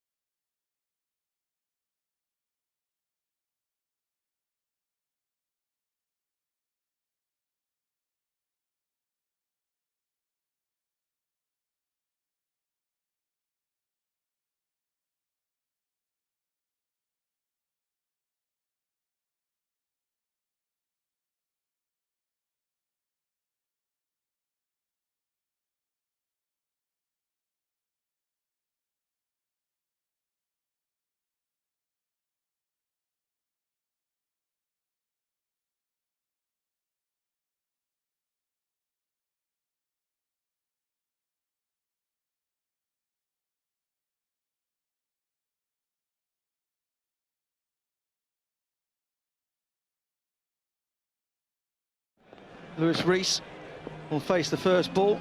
350s in the blast this year. Just 9 shy of 300 runs. We've got a couple of big, heavy scorers in the lineup too, in Godalming and Madsen. Here we go. Slip in place, and that slip, and the keeper were very nearly in business. First ball. Well, this is kissed through very nicely. We saw the very similar start in the first innings with the new ball. It just seemed to carry through a little bit more than people were expecting, a little bit more bounce from the pitch. And gradually, as the ball gets older, it gets a little bit harder.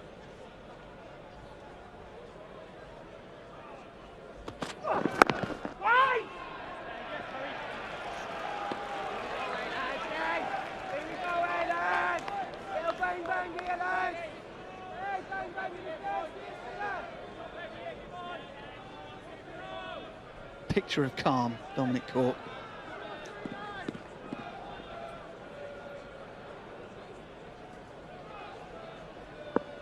He knows he's on camera as well. Trying to keep a straight face.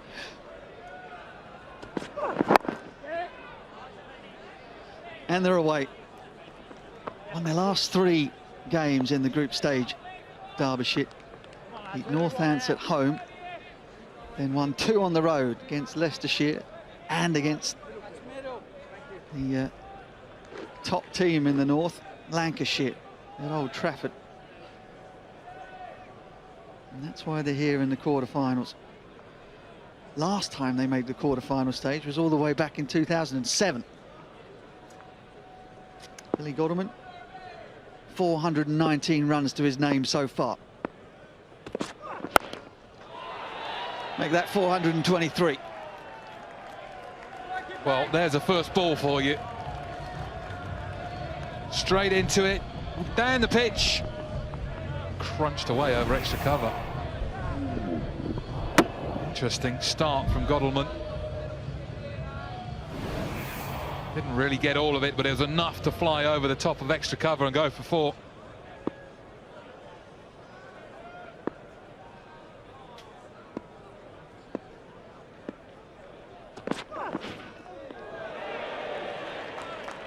Well, he's given that absolutely everything. You almost saw a bit of helicopter at the end of it.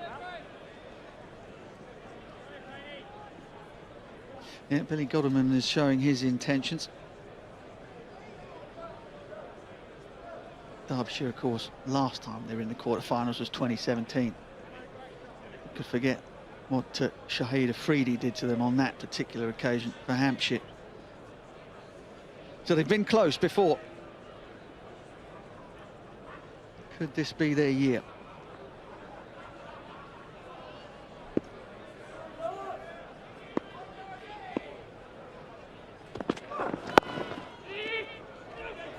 Have to be quick.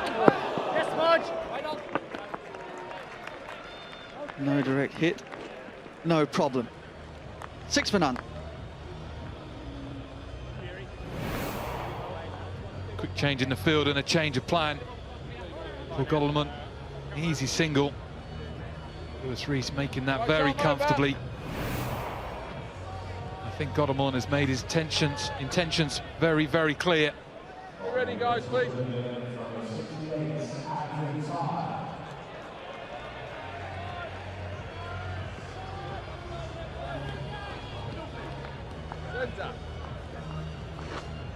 Well, you sign overseas players for exactly these occasions. Vastly experienced worldwide T20 competitions. Andrew Tye.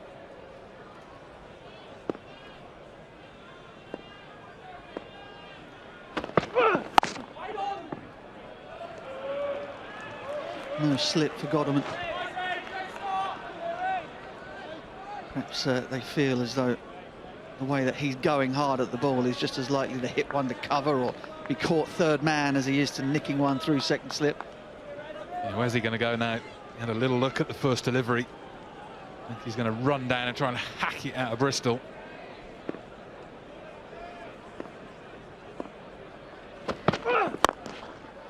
Oh, that's the spot. You were absolutely right, Marcus Trescothick. Run down he did, caught it on the full and drilled it through extra cover. It's just a little too cultured for my liking. Very comfortably played, met it perfectly in the middle of the bat. Reacted well to where the ball was. Eased it through extra cover very nicely. This one I'm expecting an even bigger swing of the bat.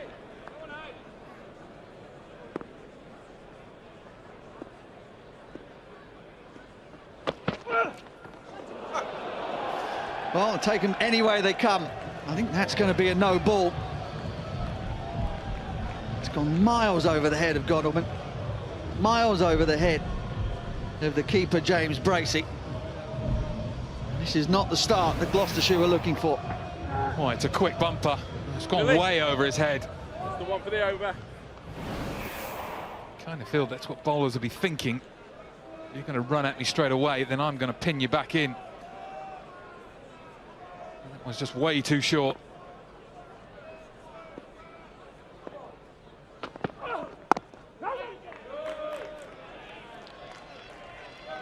Yep, 6 runs for the no ball. 2 for the no-eat. 4 for the well, they're no balls, aren't they? I was going to say byes, they're not.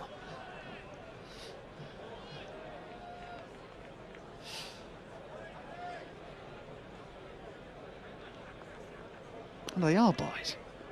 What do we know? Changed the laws a couple of years ago. I can guarantee you those are wides, though.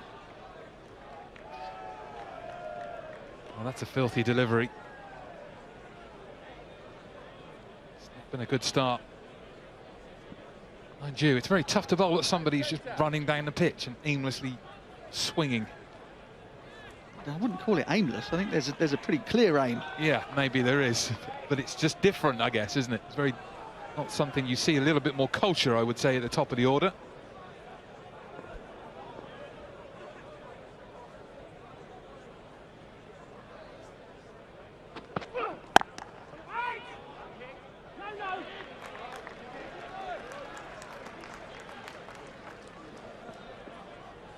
Yeah, there's a real hush around the ground at the moment. There's people waiting for the team to ignite them.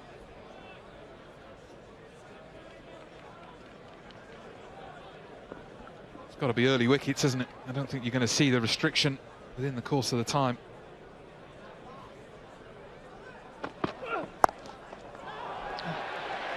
Over his head, just for a second. Man out there, Jack Taylor, looked as though he was interested.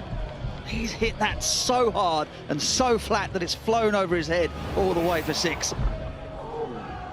You're absolutely right. He's just charged in, Taylor, thinking he had a chance, and then just watching it sail over his head comfortably in the end.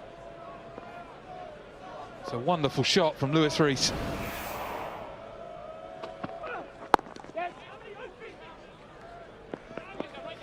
Big over, really good over for Derbyshire. 24 for none.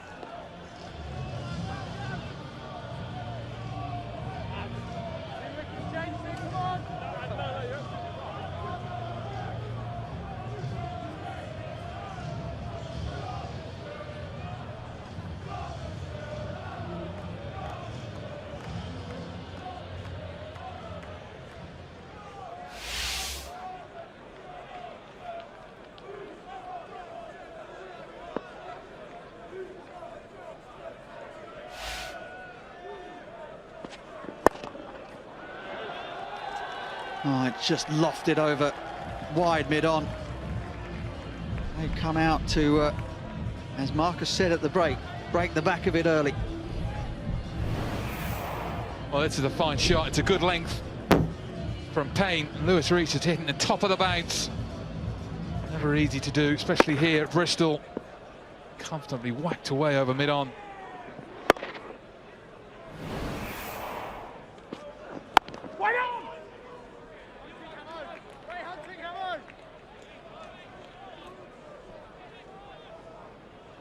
Really tough situation this for Michael Klinger and his team.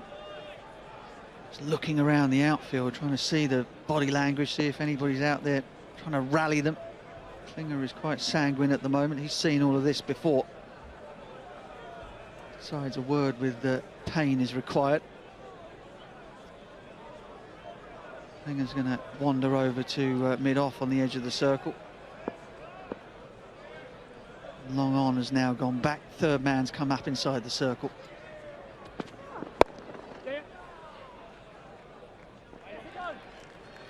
Ball is flying into the middle of the bat at the moment, Marcus.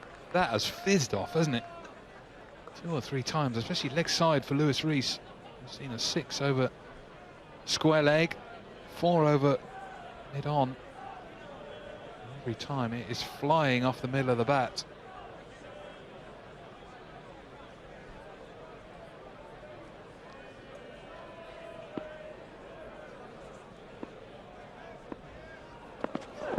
Yes. Third man up, and that's exactly where the ball has gone. Beautiful little dab, and brings him another boundary. That's wonderful batting from the skipper. We've seen him run down and whack a few over extra cover, and this is just a little bit of quality. Using the pace, using the angle, guiding it between the 2 men at third. Very early in the piece, but 1 or 2 shoulders slumped out there in the field for Gloucester. And that's going to be 4 more, just to rub salt into the wound. And they have silenced this crowd now. Well, this start is getting better every delivery. 38 now from just nearly 3 overs. And the ball is just flying to the boundaries, not something we normally see, not something we saw in the first innings here. Making it look a completely different pitch.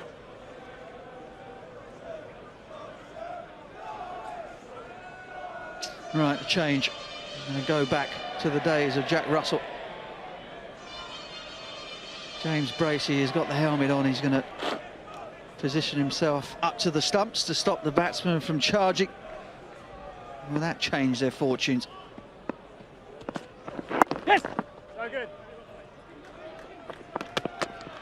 At the moment, the scoring at will. 39 for no loss after 3.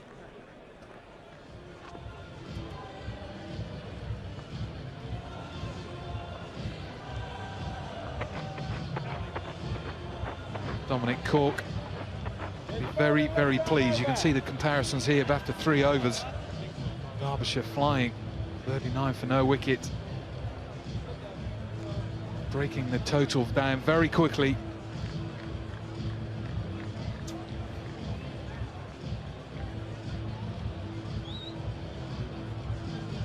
Yeah, under a runner ball now.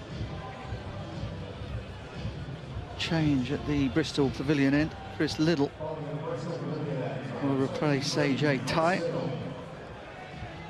Got it under a runner ball now, Marcus. You're not taking your foot off the gas, though, are you? Yes, please. No, definitely not, Butch. You'd be definitely trying to continue on, especially for the next 3 overs. My sort of plan when I was sort of playing T20 cricket was you'd have a look in the first, and then sort of midway through the second over, right up to probably the 5th and a half, every ball was going out the ground. And then if you react then when it's not quite right. Matt Windows there, ex-Gloucestershire superstar, right in the middle of the page.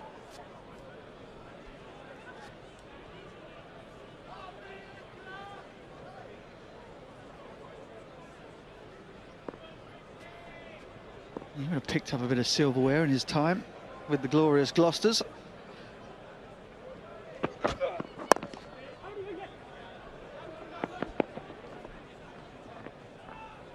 Yeah, they were the good times for the Gloucesters then, weren't they? Played them many a time. What a wonderful side, and all they seemed to do was win every trophy.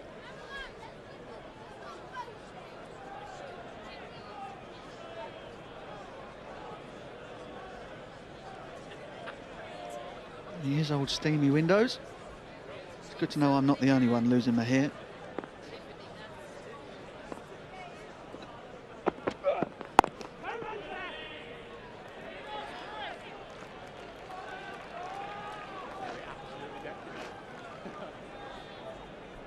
Remember, he's a wonderful fielder, very good middle order batter.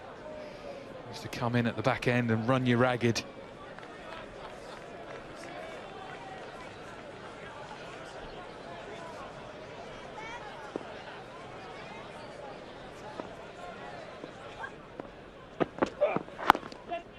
I reckon the fella next to him wasn't supposed to be here tonight. I think he's been rumbled.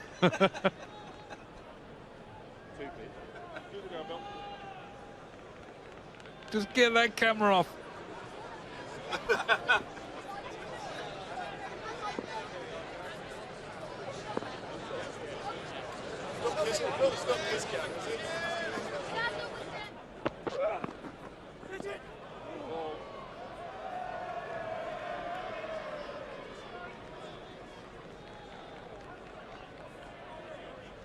Well, they need a spark. They need something to happen.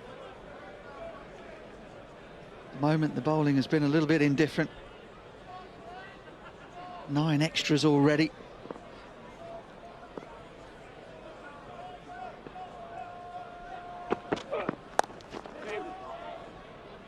And Rees is having no difficulty at all with the short ball, albeit that was a pace-off delivery. This is exactly where Derbyshire would want to be. The crowd silent, scoreboard rattling along, the rate is down, and they are coasting. Go run. 44 for none from 4.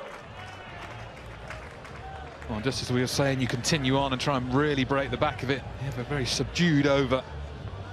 Derbyshire really not trying to do a great deal. Only the 4 singles and a wide previous over. And you can see the Gloucestershire batsmen never really get going there. Only Ian Cobain, 45 runs. Miles Hammond, a nice little start for 31.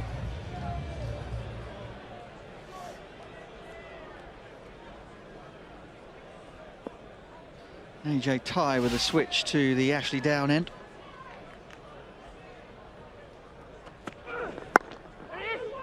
A slower ball. Brilliant, Kirby. So good, Ange. Just wondering if it might be worth going to spin, going to total pace off in the way of Tom Smith, just to try and make something happen, even though there's still an over of the power play left. Try and entice them to have a slog at him with the field up. What do you reckon? It's difficult, isn't it? Do you gamble? Do you have a pro? Do you have a go with it? Not something you normally see for the last over the power play. Wait! Nice, AJ. Mind you, the way that Rees and Godalman have just gone into their shell a little bit in the last couple of overs, it might be worth a try. You never know. The mindset changes. You think you've brought the rate down, and now all you have to do is pat it around. And you haven't got over the line before. Still a difficult thing to do.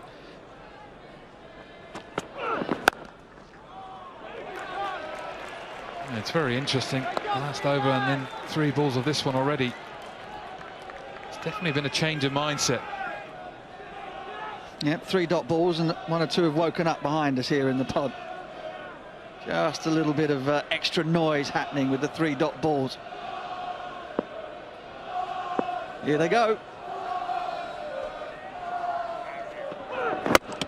Got him! Would you believe it?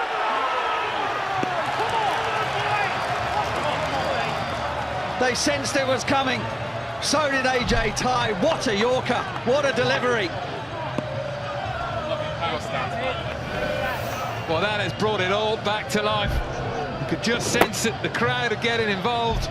And that's a wonderful delivery straight through Lewis Rees. And leg stumps flying out the ground. Rees has gone for 15. Derby 144 for 1.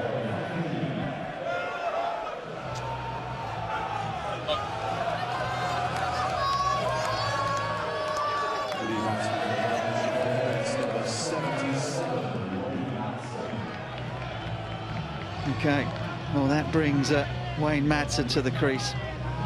400 runs at a strike rate of just under 150. 4 half-centuries in the tournament this summer. A very, very fine player indeed. Yeah, responsibility for Madsen here now. Just to continue on the scoring, build the partnership.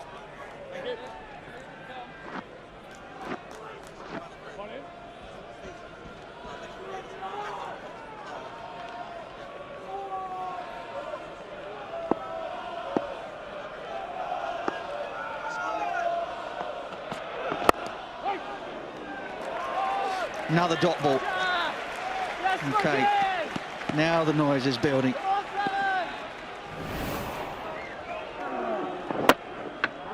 Still got a lot of work to do from here, Gloucestershire, but get every single one of those at 6,000, minus the busful that came down from Derby and went to the wrong ground.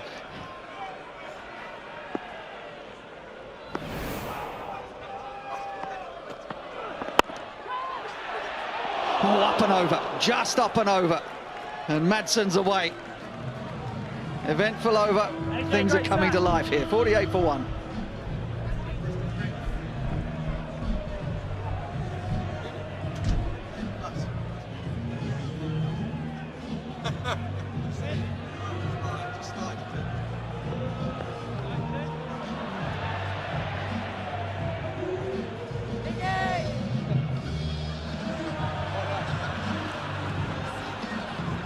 Best time to bat has been the first 6 overs. There's 1 more over left in the power play. The comparison's 40 for none Gloucestershire.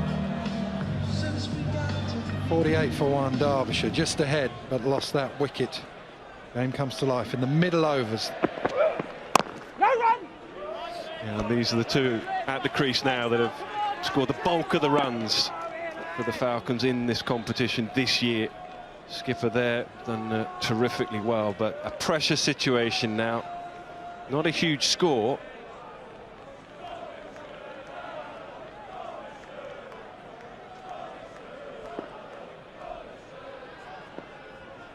He's having an excellent year.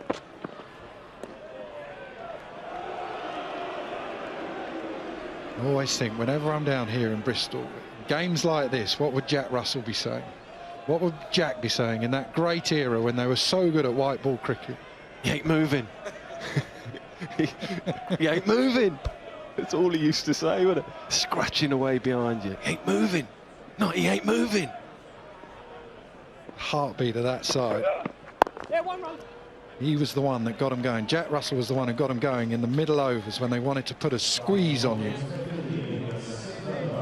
50 up.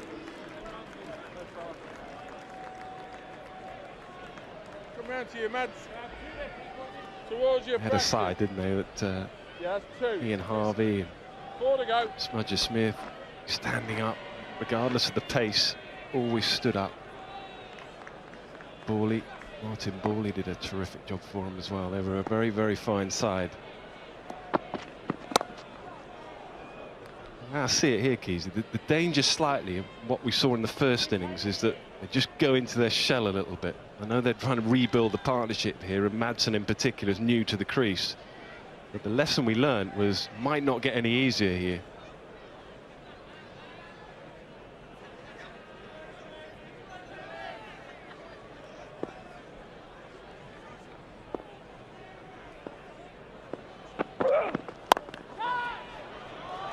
Gets it through, short and wide, said hit me, didn't leave it to go through a wide this time. Wasn't going to get away with that sort of line and length twice. No. It was a real gift in the end. He had to stretch to reach it.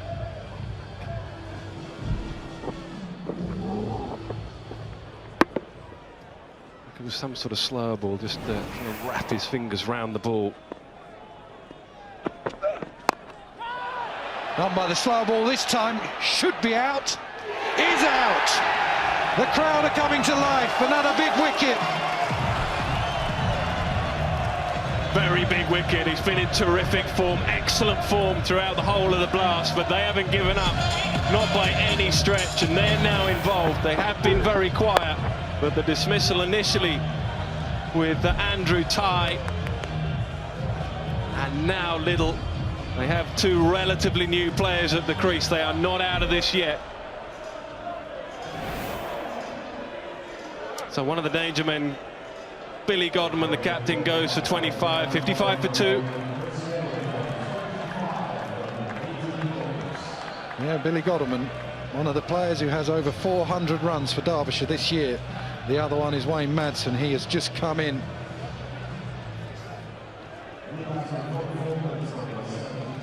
And he's joined by Deploy, who is also having a decent year.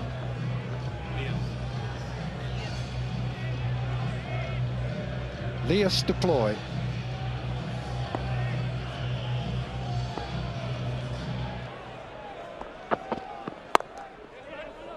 Well, this is just about, can Derbyshire hold their nerve? Sort of pitch that the longer the game goes on, the tougher it might be. Power play is done, 56 for 2. Ball sliding on pretty nicely, the new ball, so the first 6 overs absolutely crucial. They've made pretty good use of it. You can see they're being ultra aggressive because they know it's perhaps going to get a little more difficult a little later on. Some lovely strikes down the ground from both Lewis Rees and Billy Godman. But Andrew Tidy can see there from the reaction just what it meant to him and the team. And that just gets over from Wayne Madsen. And then the second, Billy Godman, the captain. So they've got off to a decent start, Derbyshire, but having lost those 2 wickets, and the home side will feel they're still very much in this context. He holds the key, you'd think, with all the experience and all the runs he's scored over the years, Madsen. If he can hold his nerve. That is the name of the game. Who can hold their nerve? Who wants it more? Madsen is the type of player that just relaxes the dugout.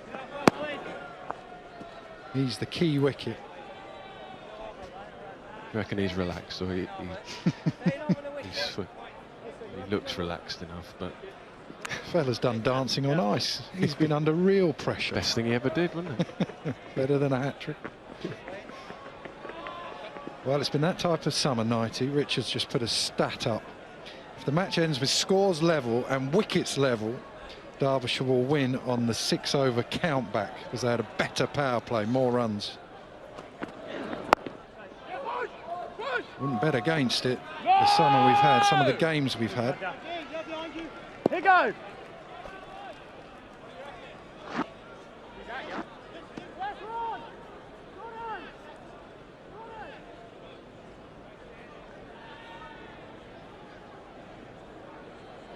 James Bracey coming up to the stumps, wants the helmet on. There you go, you just see Gloucestershire 48, Derbyshire 56. If scores are level at the end and wickets are level, that will be the difference.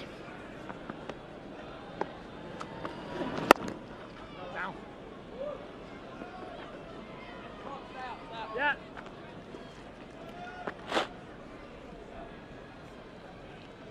Go on in, Higgy. Come on in, Wilson.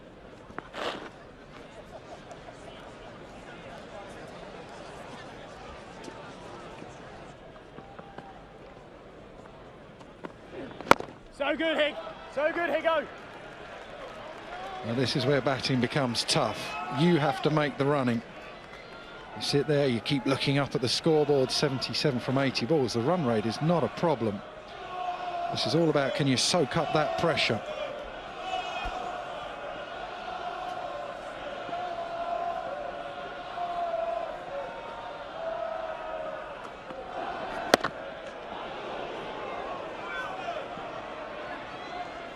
Look at their recent records as well. Gloucestershire won 6 of their last 7 games coming into this, so good form behind them. Down. Derbyshire won 5 of their last 6, so they too will feel confident as a side coming into this knockout match.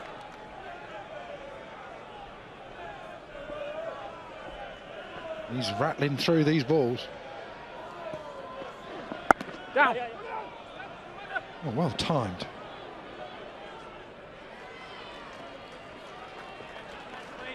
That over, they've done what is required. 6 from it, 62 for 2.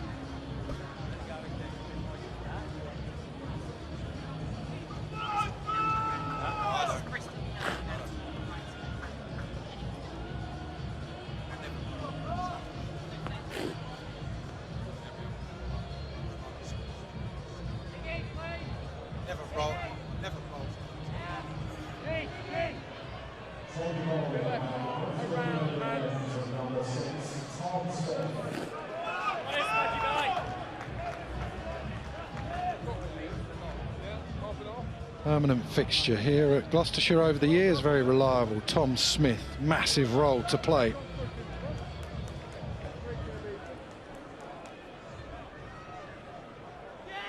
Keep going. Rate is just under a runner ball. That adds pressure at times because it tells you don't have to take a risk. Then that rate builds up. So good. Just keeping an eye on Klinger as well. He is very, very animated out there. He's being meticulous about where all his fielders are. He realises the importance of this moment.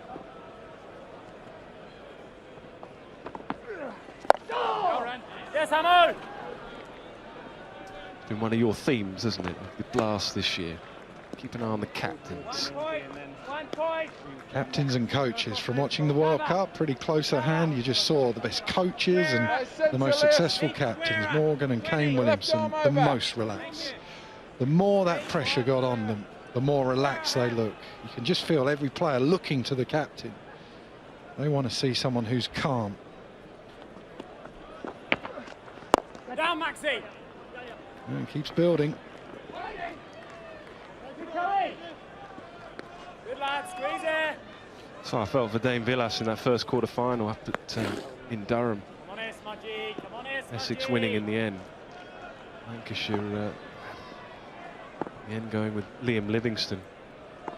Just a decision that he will regret now, but he's captained brilliantly up until now, and that is a brilliant shot. Super strike down the ground.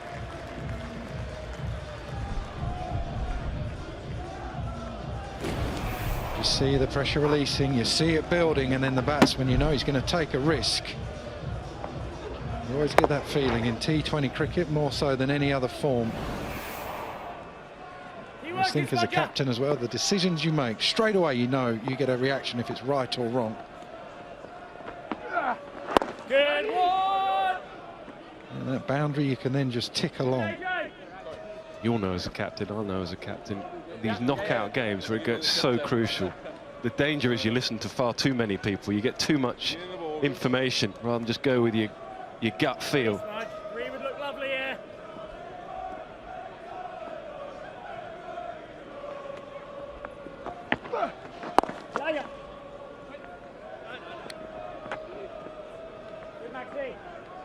And you start ticking down every over. I'd say that over's a win for Derbyshire, 8 from it, 70 for 2.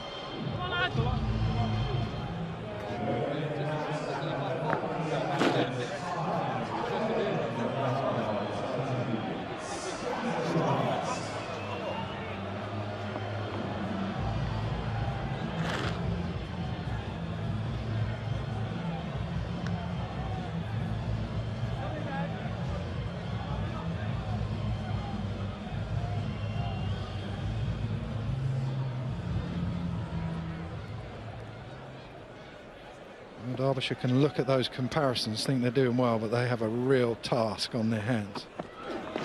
A lot rests on Madsen, a lot rests on Gloucestershire in the field. Keep going, lads. It's only going to get tougher. They're ahead of the game at the moment.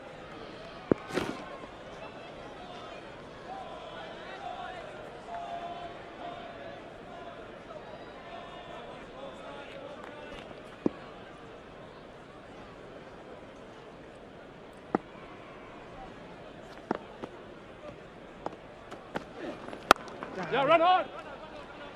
Super shot.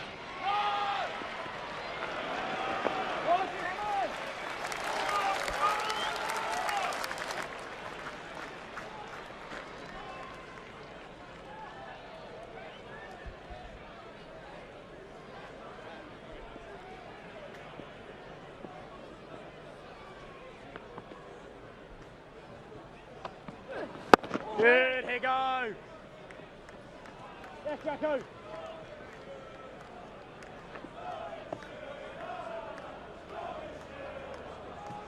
With this, Higgy.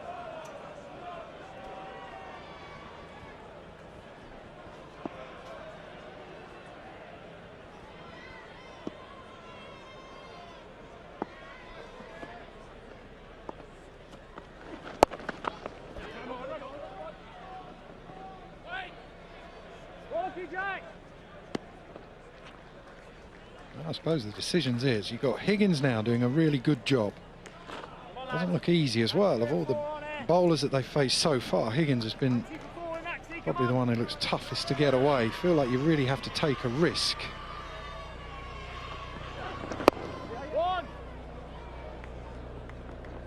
Question is, does Klinger, is he happy them just ticking him along? Does he feel he has to force the issue? And then he looks at his partnership breakers. Payne, who's been a little expensive today but has done very well in the tournament, so he'd be one, and Ty definitely would be another. Little's bowled well tonight, but you'd say the top two he'd probably go to break a partnership.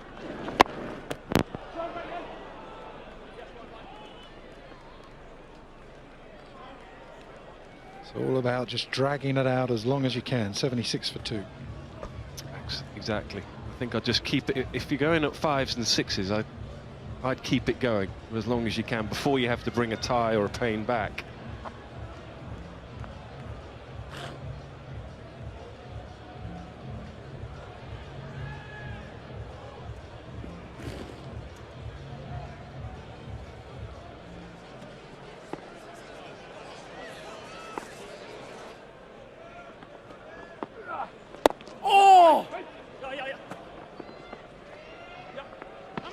Excellent running. Not the world's best dive. I always feel that against Smith he might just take one risk and over. One shot where he might just look for a boundary.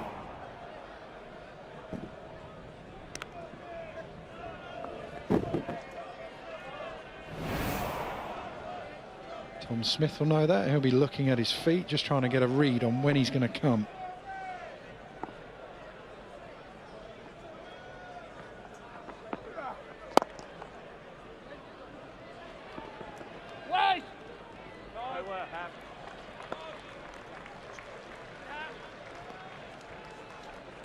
That's all he needs to do. Run rate is just over 5.3. Just knock it around, take the 1s, take the 2s, tick over at 5 for a little longer.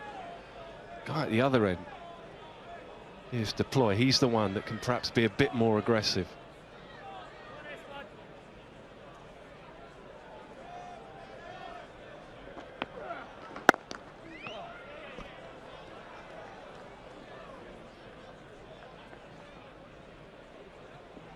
All very calm at the moment, quiet in the ground. Doesn't take much to get the Gloucestershire faithful to get behind their side. Just one moment of brilliance.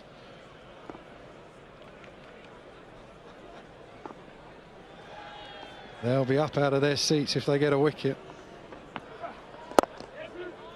Shout of 2.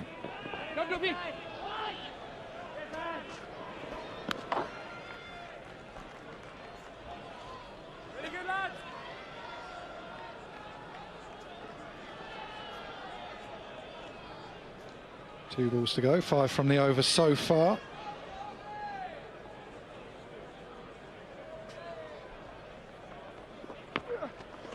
So good, Spud. Nearly done. Tried to work it into the leg side, just went on with the arm. And dot ball.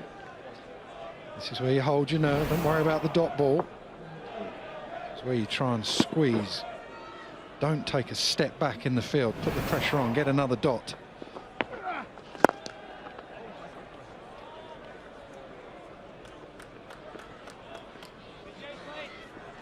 Halfway through the innings, 82 for 2.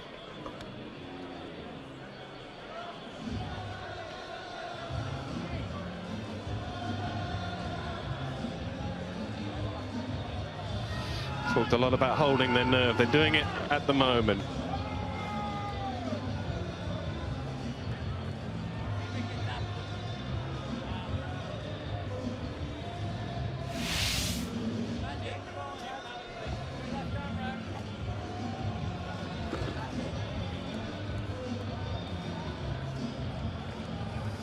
Doing fine for now, 82 for 2 from 10. Talked a lot about holding the nerve.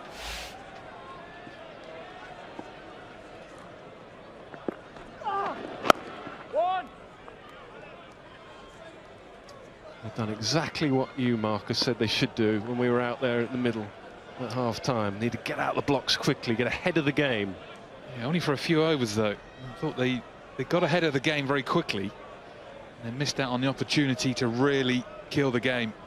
Last 2 overs, they seemed to put themselves under a bit of pressure. Wants to. Very quick, Madsen. Ploy comes back. Direct hit and might have been close.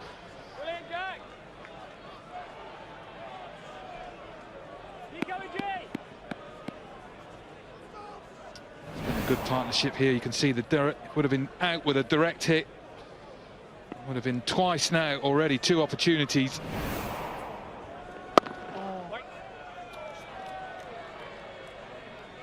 Oh no, oh, not what they needed. Desperately not what they needed. Miles Hammond in the deep, he'd done all the work, he'd got there. It's cut away hard, you can see it's flown across the outfield. Pride themselves on their fielding, Gloucestershire. Intelligent batting. This is where Klinger comes into it right now with the game as it is. He's got to decide pretty quickly, is he just going to let it continue like this, or is he going to bring back one of his wicket takers? A Payne perhaps, or a tie. Moment. They're just tucking it away, eating into that target. Playing it very well, aren't they? This partnership together since losing those couple of wickets. Just you can sense the atmosphere changing. These two have really got to grips with it. Floyd knocking it around nicely. Madsen doing his normal job. Yeah, 10 runs from the over. Just knocking it about. So we're through 11 now, 92 for 2.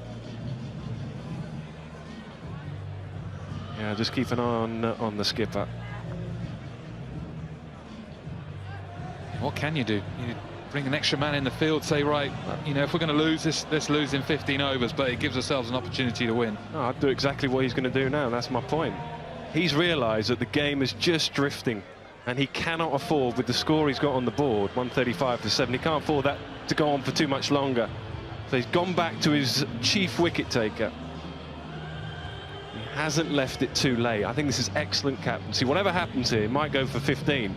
But I think the reasoning behind this decision is very good.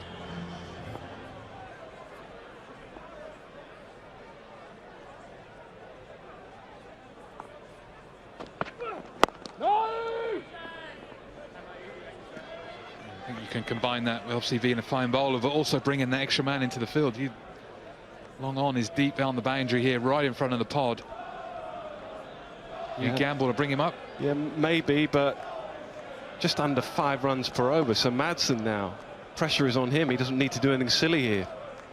Just knock it about.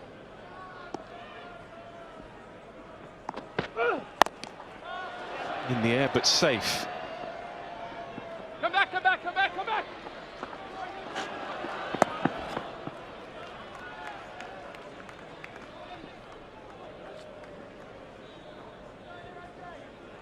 Try and buy a wicket really here. It might well go through the repertoire, the knuckle ball, the short ball. Try and get a wicket because he knows he's got this over plus 1 more.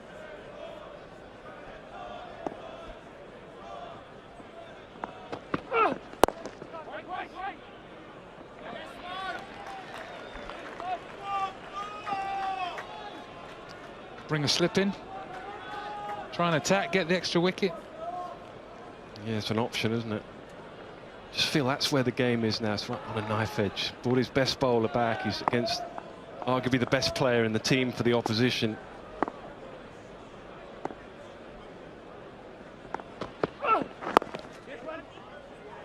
Cleverly played. He just realises the situation. For me, as a captain, I think I'd be gambling quite a lot at this point. I don't think you can salvage the situation. You're going to need to get a real good cluster of wickets to put Derby on the back foot. Bring up your long on, put a slip in. Try and back yourself. If they win it, and they win it in 15 overs, well, you're not going to lose a great deal.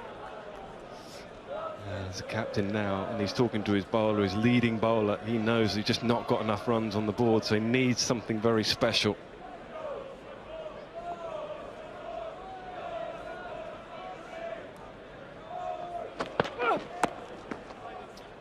Worth a try.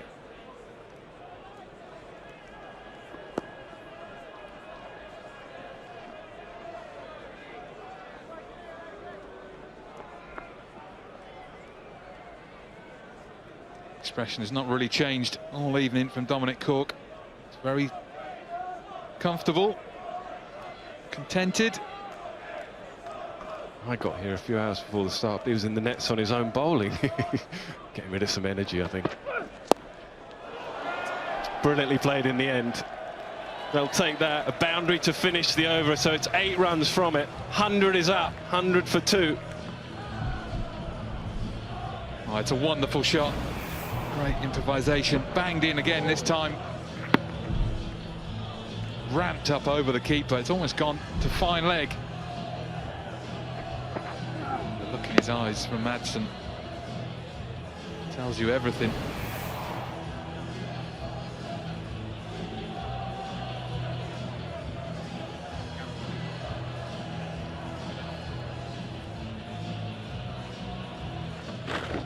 Come on, Higgy.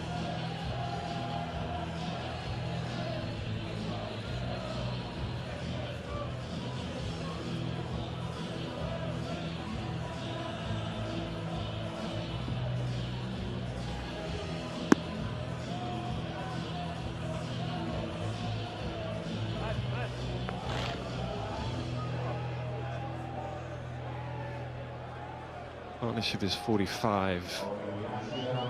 Greater. Aaron Higgins and into the attack.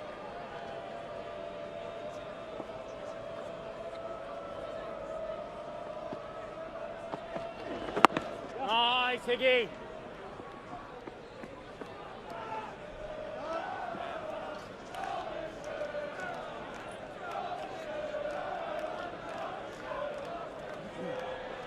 Keep coming in, Higgy.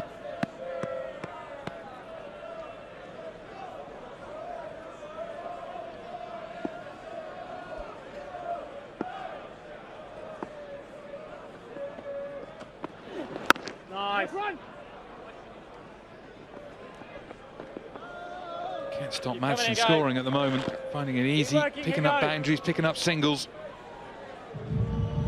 He's been a fine player for Derby for a long period of time.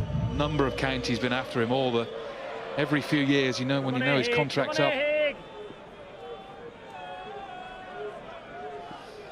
Well, Lloyd there on the left, very fine player himself. The batting coaching, so he'll be pretty relaxed right now. Steve Kirby is the bowling coach here, along with Corky, so a vast amount of experience. Remember that wonderful sort of scoop sweep that Malloy used to play? Incredible, wasn't it? He used to go miles. Over fine leg, he's just sort of in the middle of the bat somehow. There they are, brains trust.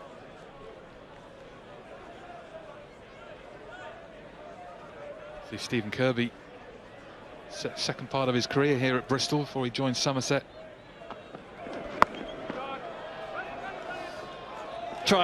Just tried something a little different. Just tried the short ball. In the end, there's just not enough pace, and they've just helped on its way. Fairly comfortably in position here. You can see the high hands, the high back lift. Nicely played, just sort of pulled around. Square was never going to get anywhere near it.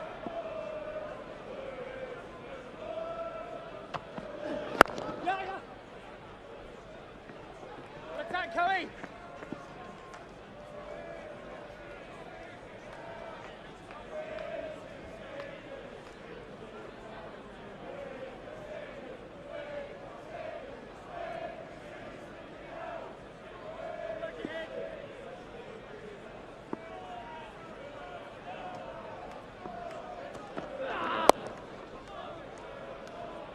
away with it. Dragged down, but it'll only cost one. But it's another good over for Derbyshire. 8 runs from it. 108 for 2.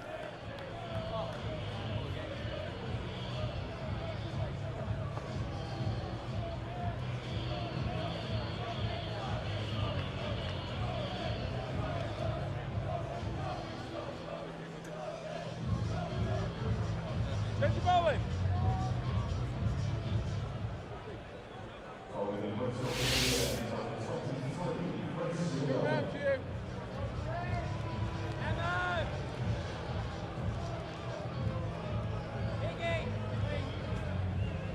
So the Falcons, you can see, very much in control of this game. Just 28 runs to win from 42 liveries. Madsen cruising at 38 not out.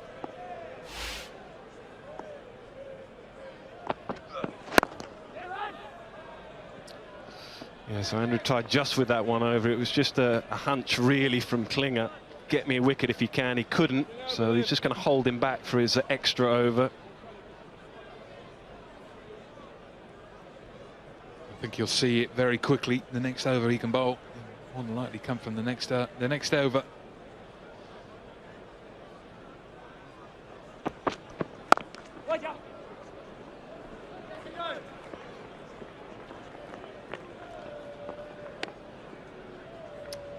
Excellent partnership. Deployers look very calm. 20 at a run a ball. So you got runs against Australia. So got, I think 89 and a 39 in between the test matches.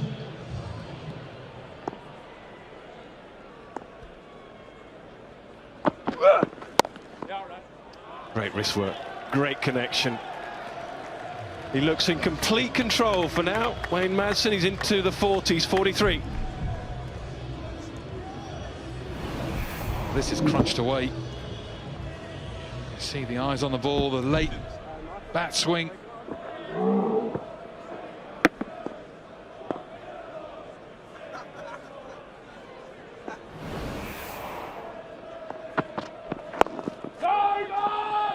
Oh, hit him, hit him, hit him! No, they needed that. They desperately needed it.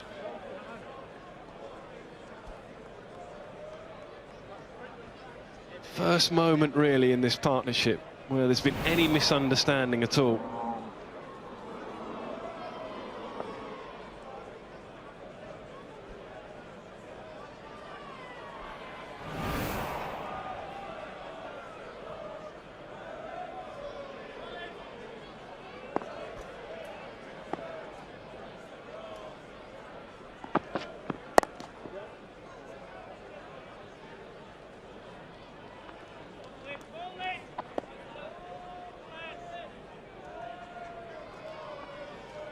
It's interesting looking at Madsen's stance and position at the crease. It resembles someone else we're watching a lot at the moment for Australia, doesn't it? This very open stance, the bat's at a similar position.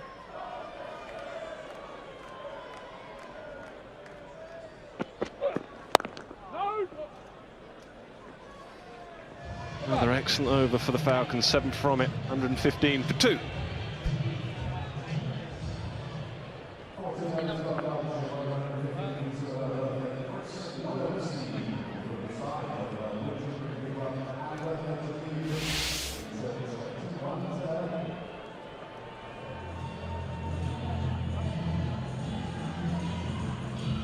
Well, they have 1 foot at finals day for the first time.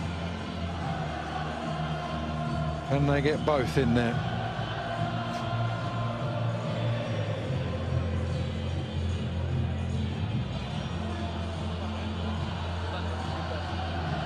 Rate is 3.5. They are cruising with Madsen. 44 from 31. Deploy 20 from 21. It's all that is needed. It'll only be their own doing if they don't get there.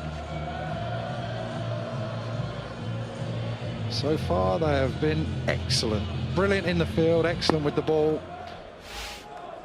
Near perfect so far with the bat. Payne. Ow! Well, Madsen doesn't look concerned.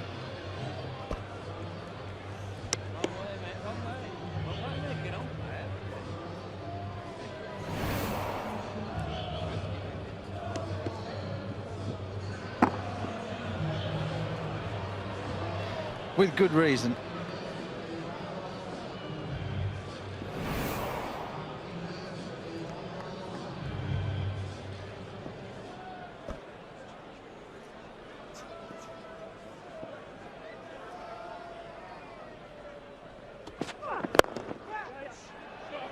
The timing tonight from Deploy and Madsen has been exquisite.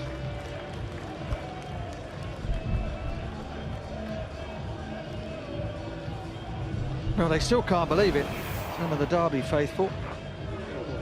17th time of asking. Looks as though they're going to finals day. One or two still not quite daring to celebrate.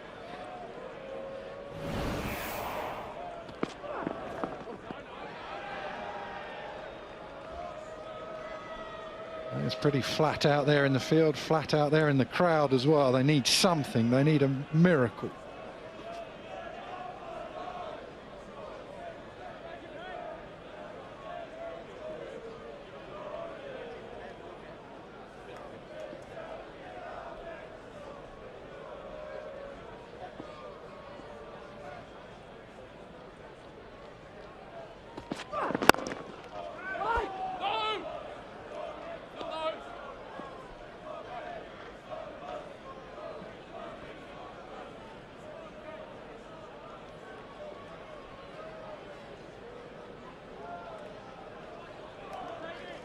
There they are, made the trip down from Derby.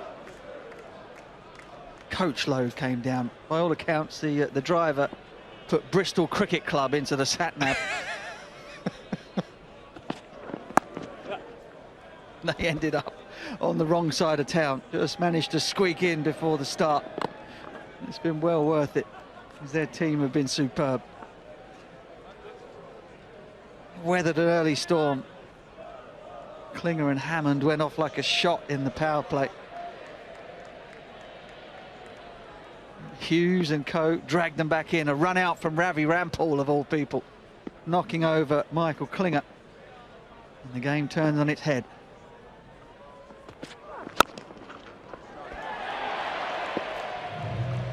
Crowd catch. 121 for 2.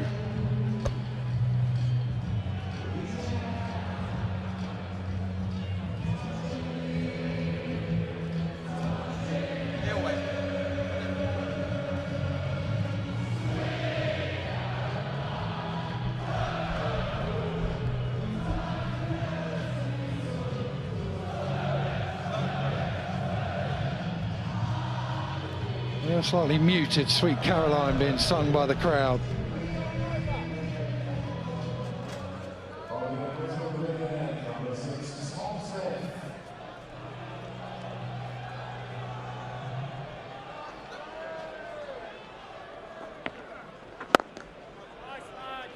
What do you think could be the next great crowd song? Are you getting slightly tired of the ones that we've got? I think Sweet Caroline is brilliant. Hey Jude is brilliant. You always need to keep evolving. What is going to be the knuckleball of the songs? You got a new album out. Yes, GB. Well, you write one.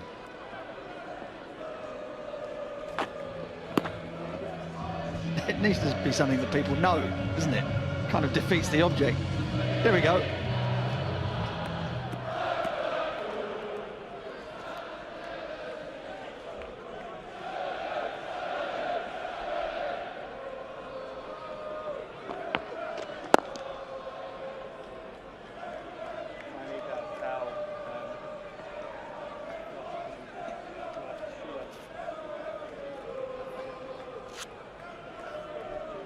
I always think Sweet Caroline needs Bumble. A lot of things need Bumble.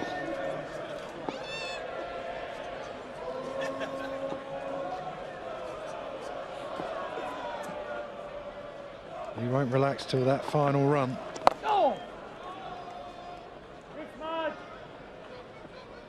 It's the wrong club. But the Wurzels had a theme song for Baba Azam, didn't they? There was a couple of kids in the crowd here who had a "We Miss You, Baba" posters up.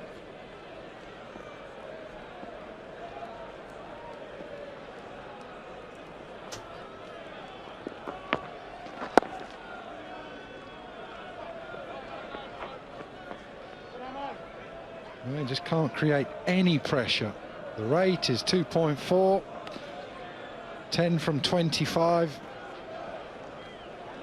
And getting to that time where Klinger, the captain's just going to have to bring people in.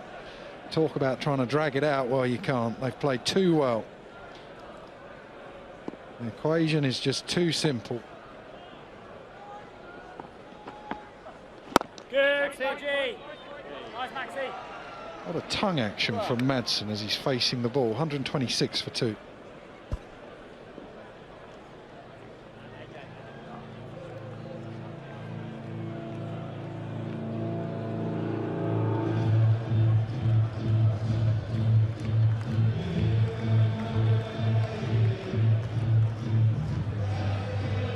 Final throws for AJ Ty. Gonna take a miracle.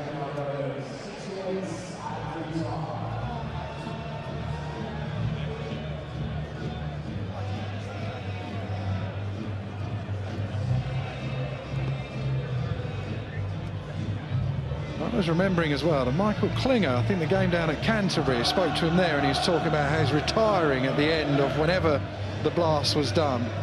Whether that means he won't play in any more T20 leagues around the world. He said he's going to retire from professional cricket. Whenever it was, they finished the blast.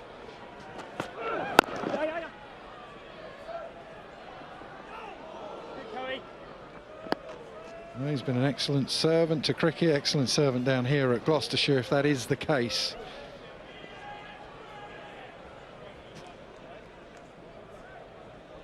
One of the more consistent run scorers in T20 cricket. Amazing, really, that he hasn't been sought after in things like the IPL. I always feel he's been an excellent signing wherever he's been, whether it's been the Perth Scorchers in the Big Bash, when he moved down there, went to the west of Australia. He's always scored runs, as Michael Klinger. Excellent captain as well. Things keep going the way they are, you'd say this will be it. Second most hundreds in T20 cricket as well, Michael Klinger. Poor old Chris Gale's going to be up there on his own, just 13 in front of him on 21 to Klinger's 8. Luke Wright's up there, I think. Brendan McCullum. Caught! It is not going to be a blast 50 for Wayne Madsen.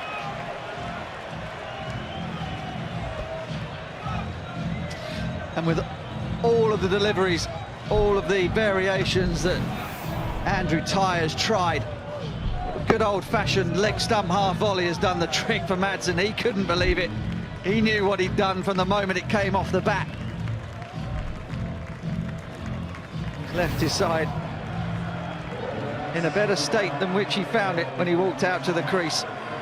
47 from him, this side on the brink of a first finals day. 127 for 3.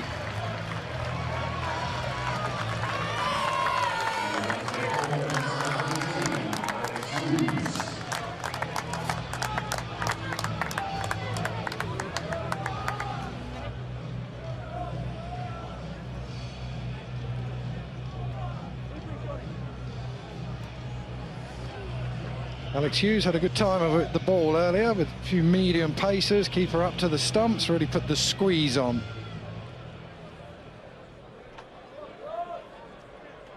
Here's a chance to finish it with the bat.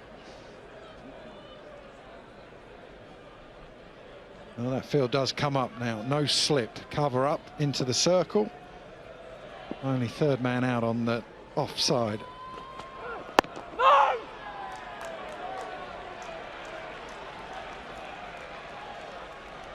Someone who's just so calm, so composed, just a clip off his legs from Wayne Madsen. Could have hit it anywhere. Lifted it over square leg, would have had a boundary. To be fair, An orthodox square leg is not a position you see very often in T20. No. Yeah, right. Hughes is off the mark.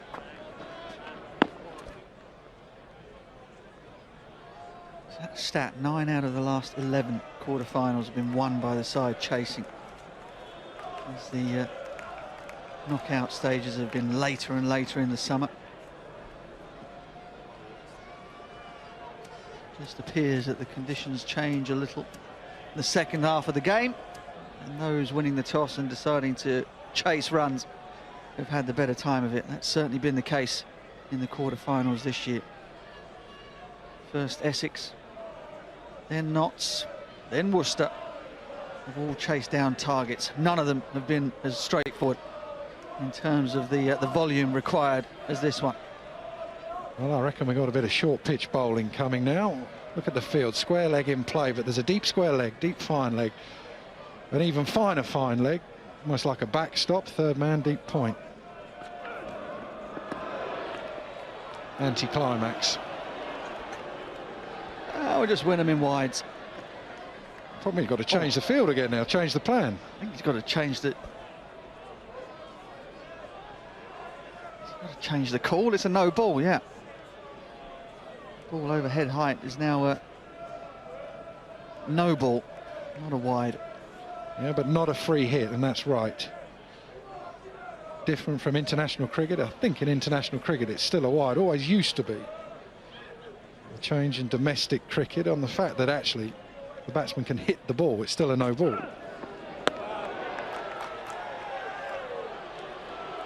Another no ball. Ty is not happy. The Gloucestershire faithful are not happy. This is a free hit. Well, so this time the second no ball for a bouncer is a free hit.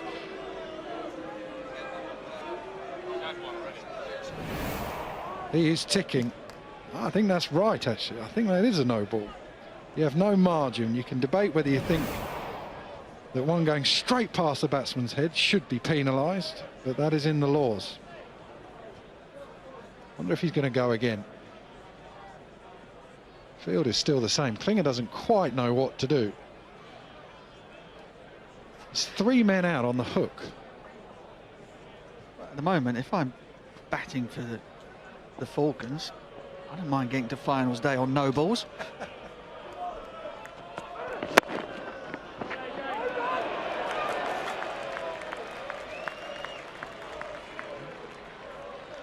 Got the Yorker in. I almost thought he was ticking that much that he might just go again with another bumper.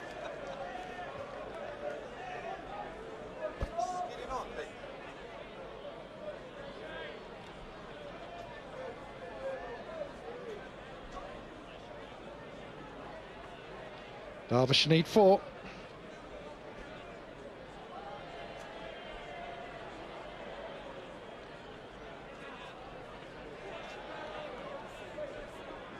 Just a bit of a pause as the field is changed. Got a bizarre, a very, very deep leg slip.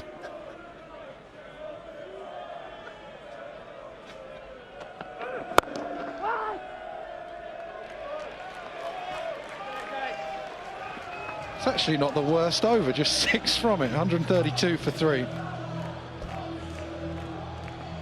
Well, Ty's done all he can, 2 for 33 from his 4. He's given it absolutely everything, but it's not been enough. Gloucester simply did not have enough runs on the board. Needed to take early wickets. Falcons came out and smashed it the first 3 or 4 overs, and it's been a cakewalk since.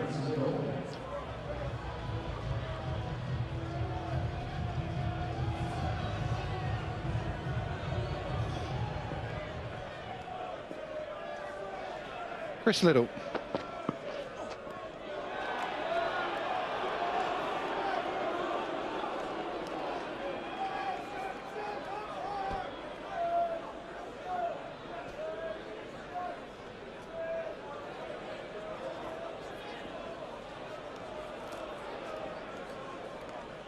I think they've been an impressive coaching staff. Steve Kirby, Mal Loy, Dominic Cork, Dave Houghton.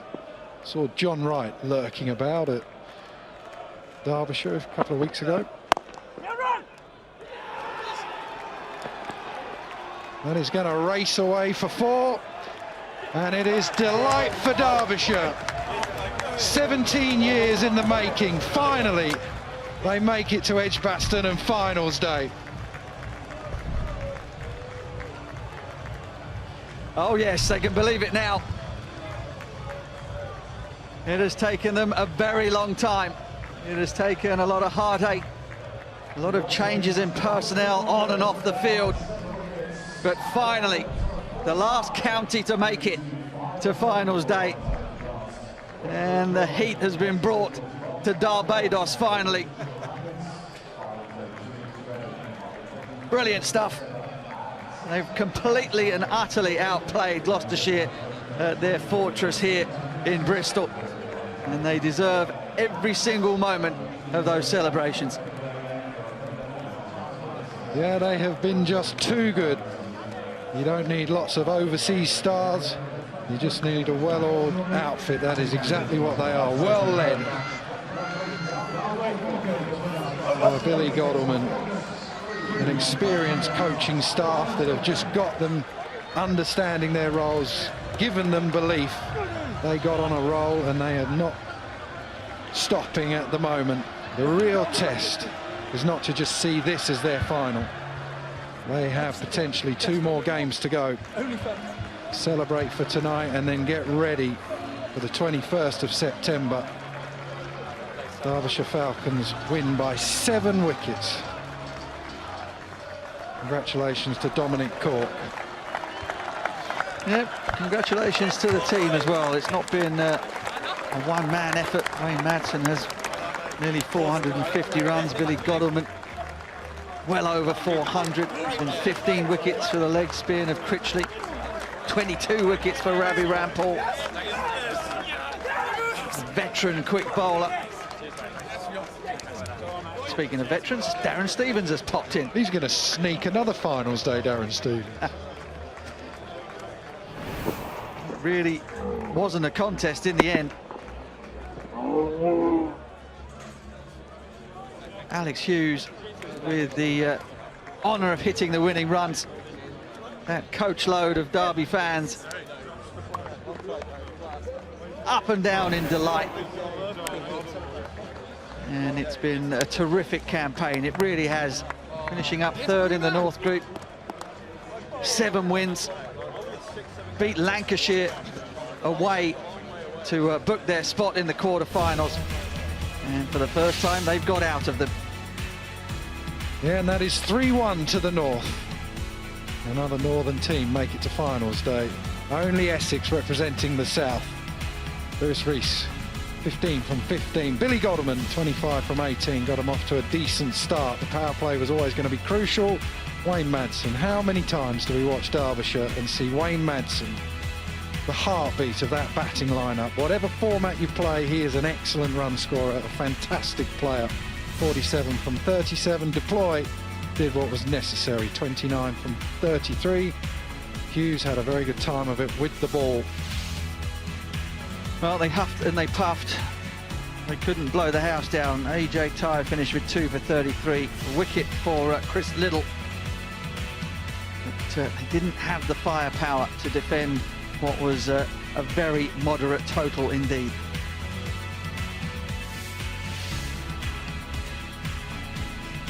So 135 was never going to be enough on what was a pretty good surface. Cobain played well but ran out of partners pretty much. 45 not out, big wicketer Klinger. That could be his last game, the last time we see him in professional cricket. Shame to finish on that note, but what a player he has been. Derbyshire Falcons, the first time in their history they make it through to finals day. A comfortable win by 7 wickets.